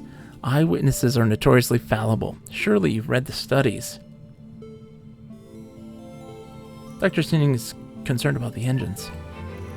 The engines are fine. You can tell her that. It's the crew I'm worried about. All we've got to go on right now are the reports we've gotten. Well, we don't have to rely on reporting that by crew. We can settle this scientifically. Sakura says, oh my god, it's system shock.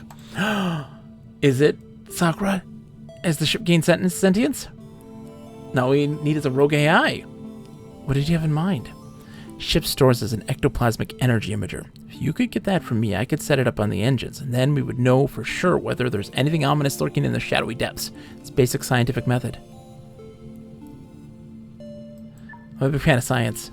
That's not my problem. You can figure that out later. The bottom line is that my engines can absolutely be relied on. It's the human element that we need to control for. And I'm counting you to do that. That's your job, isn't it? I'll take care of it. Good. Then let's get on with it. Okay.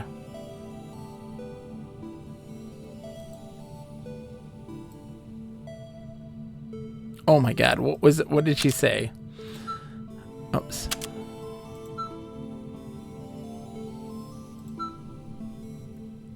Oh no. Dostoevsky. Ectoplasmic energy imager.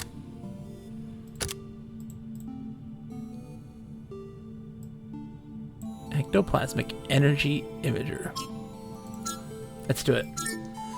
Among other things, people were turning into floating blobs that could go invisible. I'm sorry to bother you, Lieutenant, but when you left the office yesterday, you asked me to keep you updated on the developing situation. Commander Dostoevsky sends her thanks for the shiny new piece of equipment. She has sent you half a dozen blurry images of something floating around the engine pods. Stand by. I'm getting some unusual readings from the engineering bay sensors. Oh no.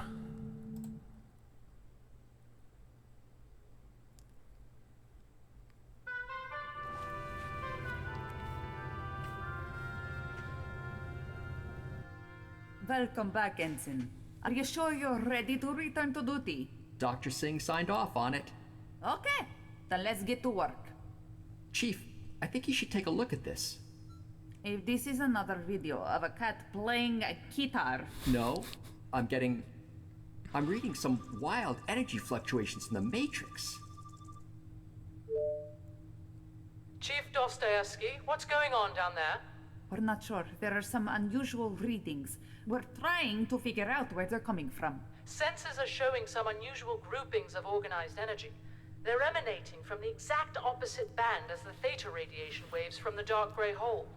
But we didn't go through the dark gray hole. No, but we did come close, and maybe there was enough something's radiation hitchhiking. slewing through Oh, the no! to expose this being. Like a blacklight exposes forged banknotes. Chief! Chief! Oh no, Ensign! What's going on down there? Chief? Better cook team to the engineering level. Chief, it was so... sparkly. Chief! So sparkly. Dostoevsky, report! Oh my. Wow. Lots of ground to cover here. Let's get into it. Chief Engineer Dostoevsky has been pretty persistent. She's very motivated to talk with you this shift. Exo Cheng also called. He seemed more tightly wound than usual. I might suggest you follow up on that. And finally, Science Officer Condor is insisting on... Oh boy. She claims to have some kind of evidence you'll be interested in. Cameron, saw your profile. Hi, I saw your profile on that dating site and wanted to drop you a line. I think we might have a lot in common. My pen pal, Ping, still writes to me too.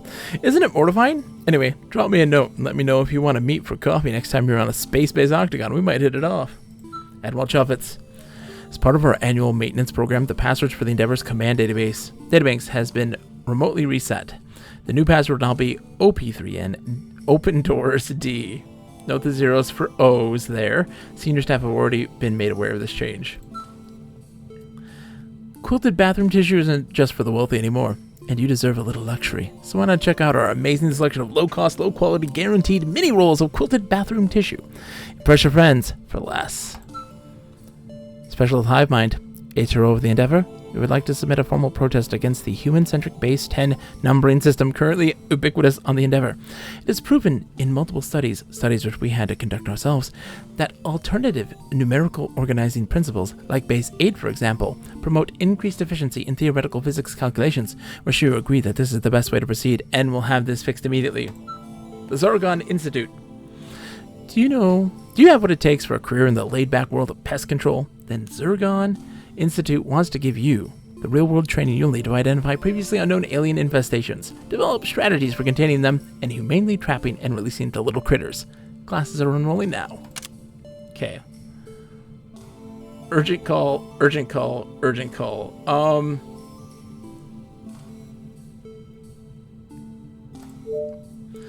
Alright, so it's time to circle the wagons. Is it? It is. People are losing their minds, but we have to be better than that. I don't think anyone is sure exactly what's going on. True, but I think we can agree whatever that energy cloud thing is, it's dangerous.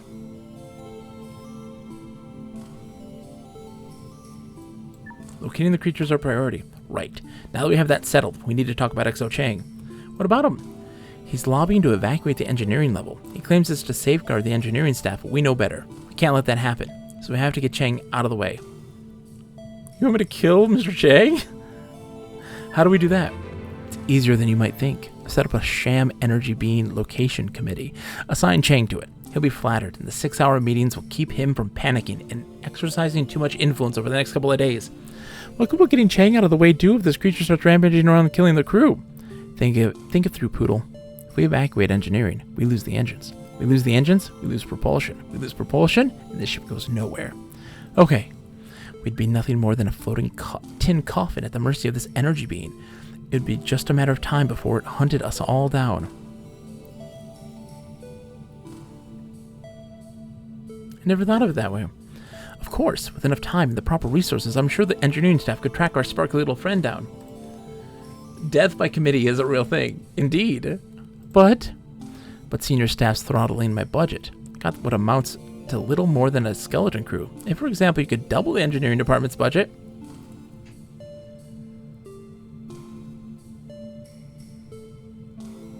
you'd put it to good use. Just remember, Poodle, no engines, no propulsion, no escape. It's not complicated. Can you go over that again? Just remember. Oh, okay. You're obsessed with the engines, and you're obsessed with being right for once. Just set aside your ego and do what you're told. It's for the good of the ship. What do you got, Chang? Right, Lieutenant. This is going to be a short conversation. Okay. The situation is dire. Our response is obvious. We have options. Most of them bad. Most of them resulting in people dying, which would be bad press for both of us. Which brings us back to my plan. What exactly are we talking about here? We're talking about safeguarding the health and well-being of the engineering staff. I'm not following you. How in the 11th electrolysis salons of Hades did you ever become an officer on this ship? Just lucky, I guess. We have to evacuate the engineering levels. The creature's only been seen there. Mr. Elliot was attacked there. The problem is, the creature's done something to the emergency exit controls. What did it do? No one knows. Just all of a sudden, our password to access the controls is no longer working.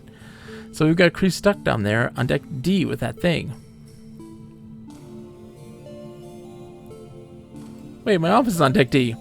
Way to make this all about you again. No, I'm just saying. The chief has her own priorities, but the way I see it, as long as we keep breathing, we keep hoping. We keep searching for a way out. We keep fighting.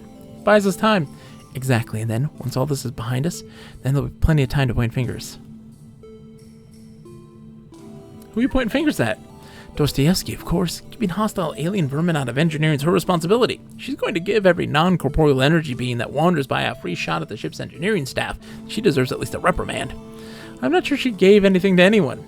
Agree to disagree, but we can all agree that breathing is a good thing, and we all want to continue doing it, so help me make that happen. It's literally the least you could do. I have other priorities. Sometimes I think you say these things just to make me crazy. Look, straighten up and fix this, or we'll both be pale blue popsicles banging around inside the haunted shell of the Endeavor. There was a great lecture called Unwork Your Job. What is it? Ooh, tell me about this, Nate Wilkie. I'm pleased to receive a return call from that HRO. Of course, what's so urgent? I have a theory which may prove unpopular. Can you tell me anything more? During the attack on Mr. Elliot, ship sensors detected evidence of ordered thinking and high-level electrical synaptic activity in the energy beam. What does that mean? The evidence I've gathered could mean many things. I am loath to go out on a hypothetical limb without evidence, but it most likely means we're dealing with a sentient being. So what are you saying? This energy being is intelligent? Internal arrays are even now picking out a series of rhythmic transmissions being broadcast by the being on the X-ray band. Maybe it says it was about thinking about things like getting into a bunch of committees, and instead of talking about anything important, you focus on a single sentence, paragraph, or the font type. So Nate Wilkie, that is so insanely true. My wife's experience in teaching in a hospital, onboarding nurses and things like this, she has to be put on all these committees, and it's people talking about unimportant things and like the weird minutia of wording for things that don't have any broad effect in the environment. And my wife is just like, this is insane. You guys understand that like none of you are doing anything right now. You're not accomplishing anything with this. And she's not very popular. She's popular with nurses and really not popular with the administration because that's what they do. And she's just like, this is stupid. This is stupid. We're not getting anywhere. And anytime she's like, let's be productive, here's a plan of operation. These are all the people like I have on board. These are the professionals and the specialists who are resources that we are tapping. And they're like, yeah, don't do that. And she's just like, no.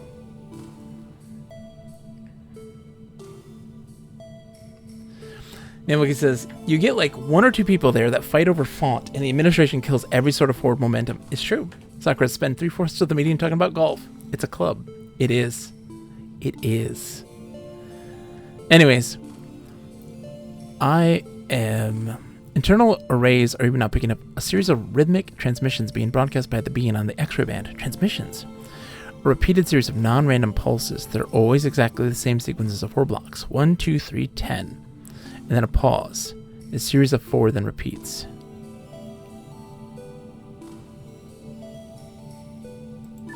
I'd hate to go out on a hypothetical limb. The repetition makes it seem unlikely to be accidental. We should be taking advantage of the opening it has offered us. How? By broadcasting the next number in the sequence on the X-ray band, of course. What's the next number? My conjectural work has not extended that far.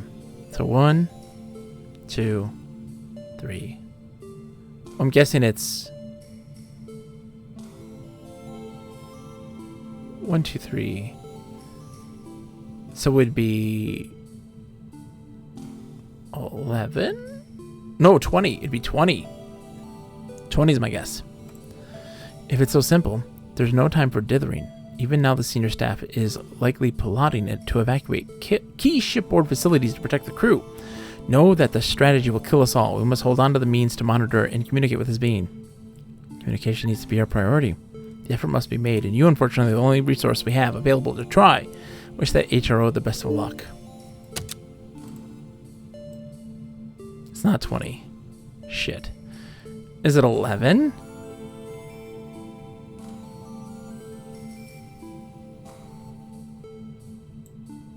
It's gotta be 11, right? Oh shit, I should save. I should save. Oh god.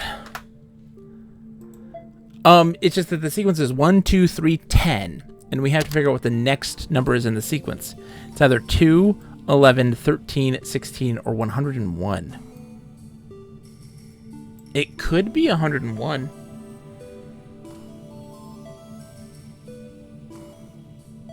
It's 11 or 101. I'm gonna go 11. No. Oh. Let's go with 11.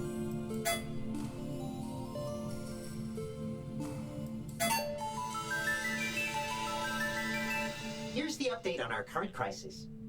Ensign Elliot is expected to fully recover from the alien attack. The signal you sent seems to have had some effect. The regular broadcasts on that band have ceased. I have footage of the creature hovering and blinking thoughtfully in engineering, and then turning to ghost off through the bulkhead. It's almost like the energy being suddenly had a destination in mind. Interesting. Ooh.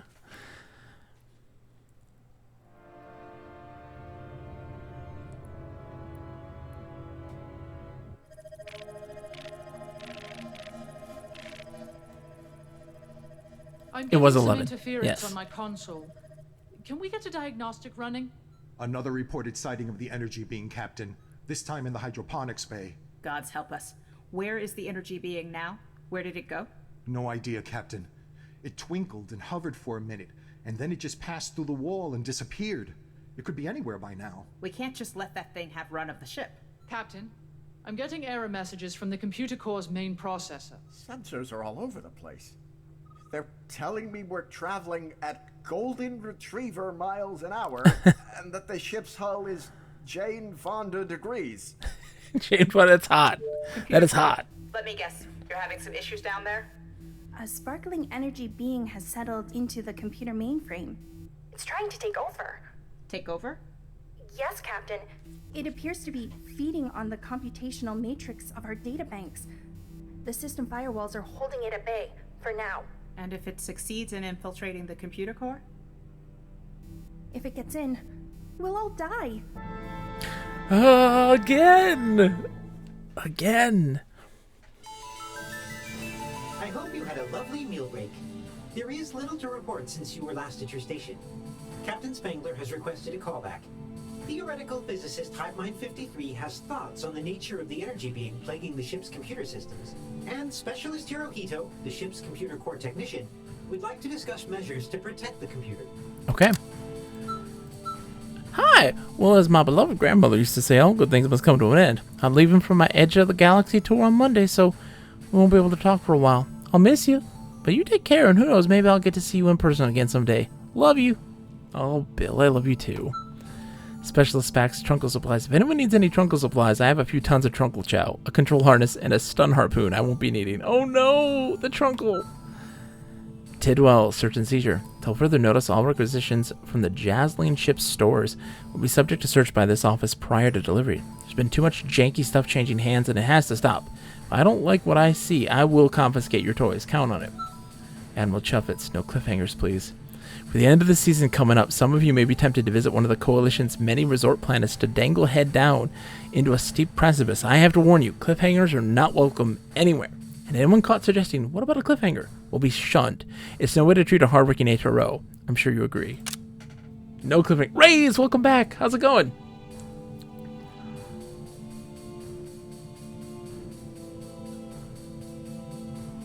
Oh, let's see. We're like at the end. We're like the end. No cliffhangers. Confession, we are very excited, HRO of the Endeavor. Oh, that seems like an odd response. Assurance, the possibility of encountering a being composed entirely of energy is quite intoxicating.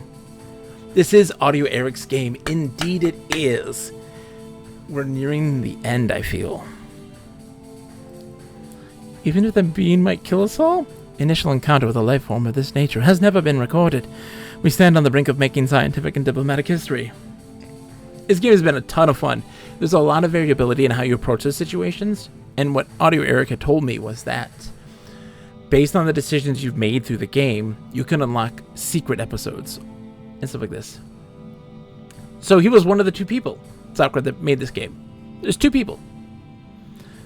So I believe he did writing and design and music and all that as part of like the two-person team. They can correct that, of course.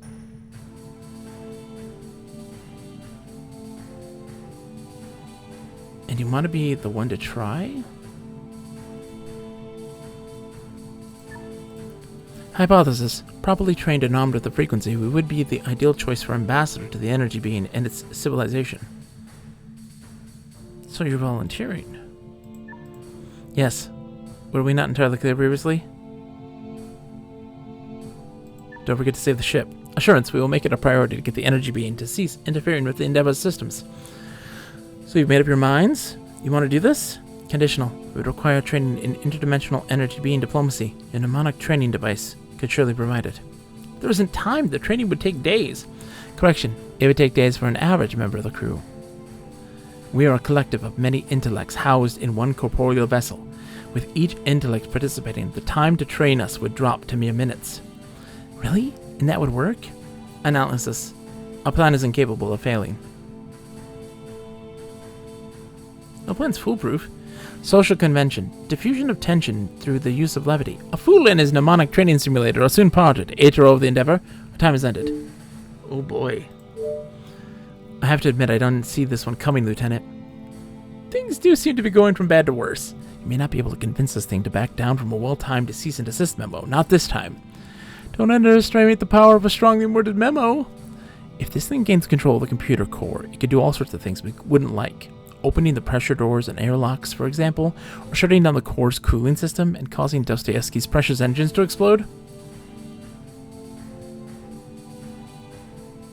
It might just optimize the hard drive. We'll just have to prevent that then. Did you notice, Lieutenant? This thing, when it headed for the computer core, it's almost like it knew where it was going, like it had a plan. It does seem like it made a choice, which could mean it's a living sentient being.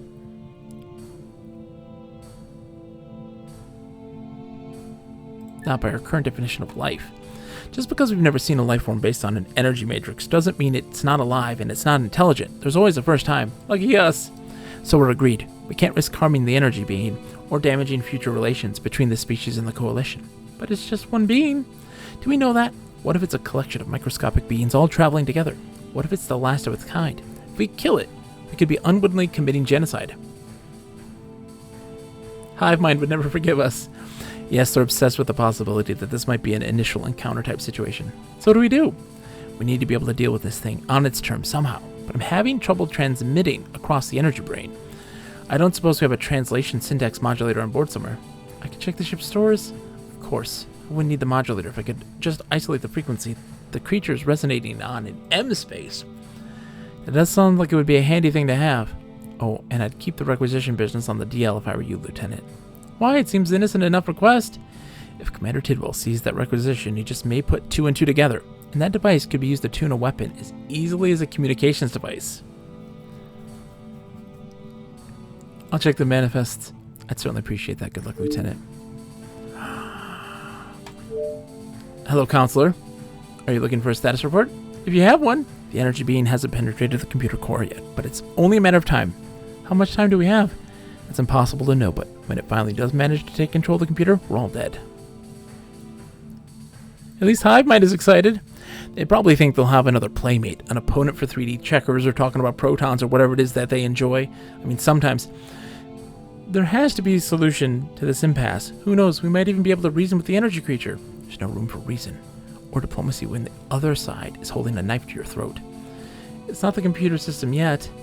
We're fighting for our lives here, Counselor, and you're going to help me kill it? Are you going to help me kill it? Can't give in to our fears. I'll remind you of that when this thing decides to use the hijacked computer core to override the airlock safeties. We can't assume it's hostile. There's no time for discussion. We have to act now. Bad choice may be worse. Worse than death? Will you listen to yourself? Are you really trying to sacrifice us all for some Space Armada ideal? We don't have enough information. And no time to get more. Not to mention no means. We can't exactly ask this thing politely to tell us about its intentions, now can we? So I'll take a deep breath, kill the power to the computer core. But the ship? Without the computer, the ship will be helpless and slowly die, and I know that, but it'll also shut that being out of the system. We can turn the computers on again when the being loses interest and moves away. Hirohito had other suggestions. Or I could take the fight directly to our little energetic friend. You want to challenge it in singular combat? Something like that. If I could only isolate the frequency the creature inhabits in folded M space, the Tidwell could tune a sonic cannon to that band and essentially fry that sparkly blob's brain. That would be murder. It's not murder, it's self-defense. It feels like murder. You're overthinking it, and you're giving it into your base instincts, Captain.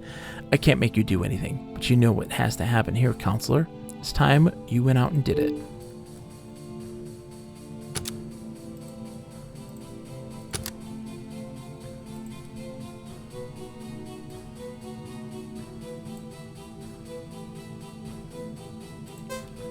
Hive Mind, it's yours, dude.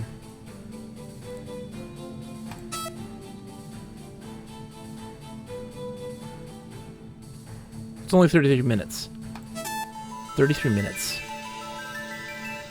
I'm sorry to wake you, Lieutenant, but the crisis with the energy being seems to be coming to a head. Specialist Hive Mind 53 completed their training in interdimensional energy being diplomacy 28 minutes ago. They have reported to the computer core at the request of Captain Spangler. This is better Star Trek than Star Trek. I know, right, Sakura? I'm loving this game. It's so good. It's so good. Is Hive Mind 53 ready? Almost. I just hope that environment suit will give them some measure of protection against the energy beam. This is about more than protection, Doctor. What could be more important than survival? Initial encounter with an unknown form of life. Do you think communication will even be possible? Assessment. If it is not possible, then all my training in interdimensional diplomacy will have been for nothing. The last firewalls are collapsing, Captain. It is time. Be careful. Be careful.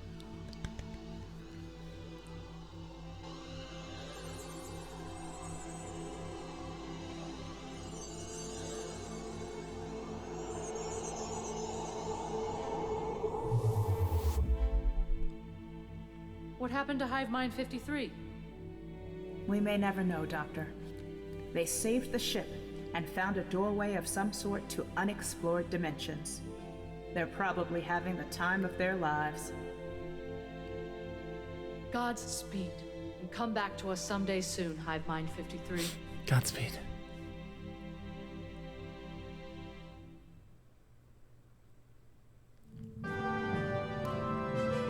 Is there more? Oh my god, is there more? I can't do more.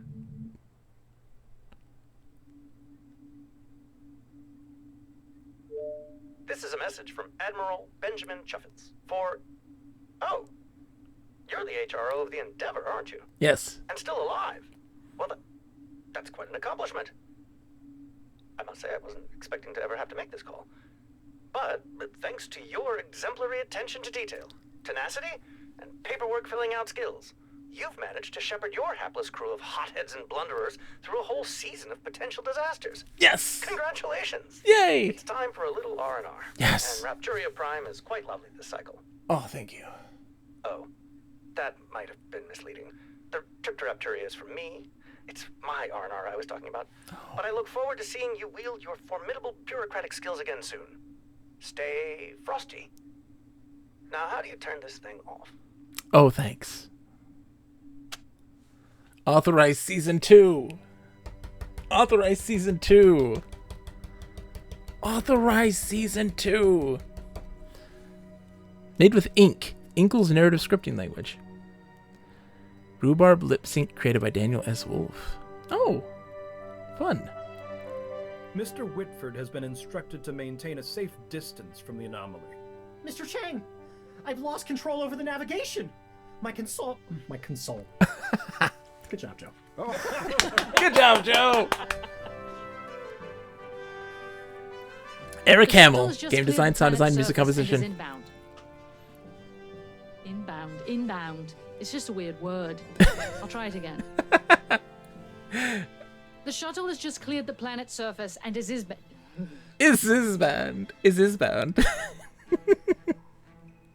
Oh, your precious safety concerns. Oh, starting over. Cut it up. I love this. I love this. Give me the bloopers. This is not a discussion. Okay. Try it again. The shuttle has... The shuttle is... Oh, I love this. Someone was going to abduct me eventually. Well, someone was going to... You knew it was going to happen. You know? It's just one of those things.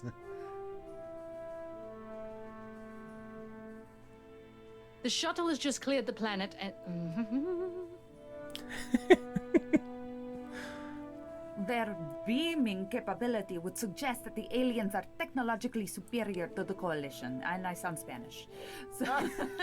That sounds Spanish. If she finds out I've been sentenced to death by the Mermentado Temple... Oh, for pity's sake. What? When does that happen? I'm afraid there's no possibility of getting medical help out to you on the dicking ring. On the docking ring. The dicking ring. The dicking ring. Oh my. The dicking ring. The shuttle has just cleared the planet's surface and is en route. Yes, she did it! Eric has a great voice. What voice is his? What voice is his? En route. Yes. Wow. I mean, that was crazy fun. I loved this game. Hold on, let's go full screen for this. So, Audio Eric was really kind enough to provide a copy of this. Ooh, let me fix my thing. You're not full screen. Let's fix that, buddy. You all right? Audio Eric was kind enough to give me this game, like a key for this game. And in all honesty, that does not affect how I view this game in the slightest. What I have experienced from this is that it's a really fun and engaging adventure game. It offers really hard and complicated like decisions to make, and a lot of alternate paths in that narrative, which is really complicated. It's a really tough like web to weave, and they seem like they did a really good job of trying to deal with that and tackle it. It's funny, it's engaging. The story is actually interesting, and like the characters you grow to know, and like they weave a lot of that story in together. It's really fun. I love when games go episodic nature, where it feels like you're playing these self-contained stories. Those are always makes a game feel really fun when it's put together in a complete package. Games like when I was a kid, I played Magic Knight Rayearth on the Sega Saturn, and it had this very episodic feeling of like being an episode of an anime in a really great way. The way it was just kind of paced. And HRO does a very similar kind of style in terms of how it's just paced in general. And it's fun. Like, it's fun making those decisions. It's fun interacting with these characters. And it was surprisingly a lot more fun than I was expecting, because when I initially like saw this, I was like, oh, it's like a visual novel. But it ended up being really more complex, more adventure gamey. The fact that I had to actually like write some stuff down when I played this game as notes to help me solve puzzles, that was helpful and beneficial, and it really made the game be more engaging. It's actually like, it's crazy good. It's really fun. And for people who like adventure games, it's a really good time, and it's worth the money for sure. So I'm going to put it in the chat one more time. If you're interested in playing this game, check it out. It's on Steam. It's there. Support folks like Audio Eric, independent developers who are just two people working. There's a lot of branching choices. And again, apparently, based on our decisions, you can find extra bonus episodes and bonus scenarios. As you can see in like the bloopers, there was a scenario there that we have never seen, that we did not even come across. So there seems to be a lot of branching choices. There seems to be a lot of options in how things are going to play out.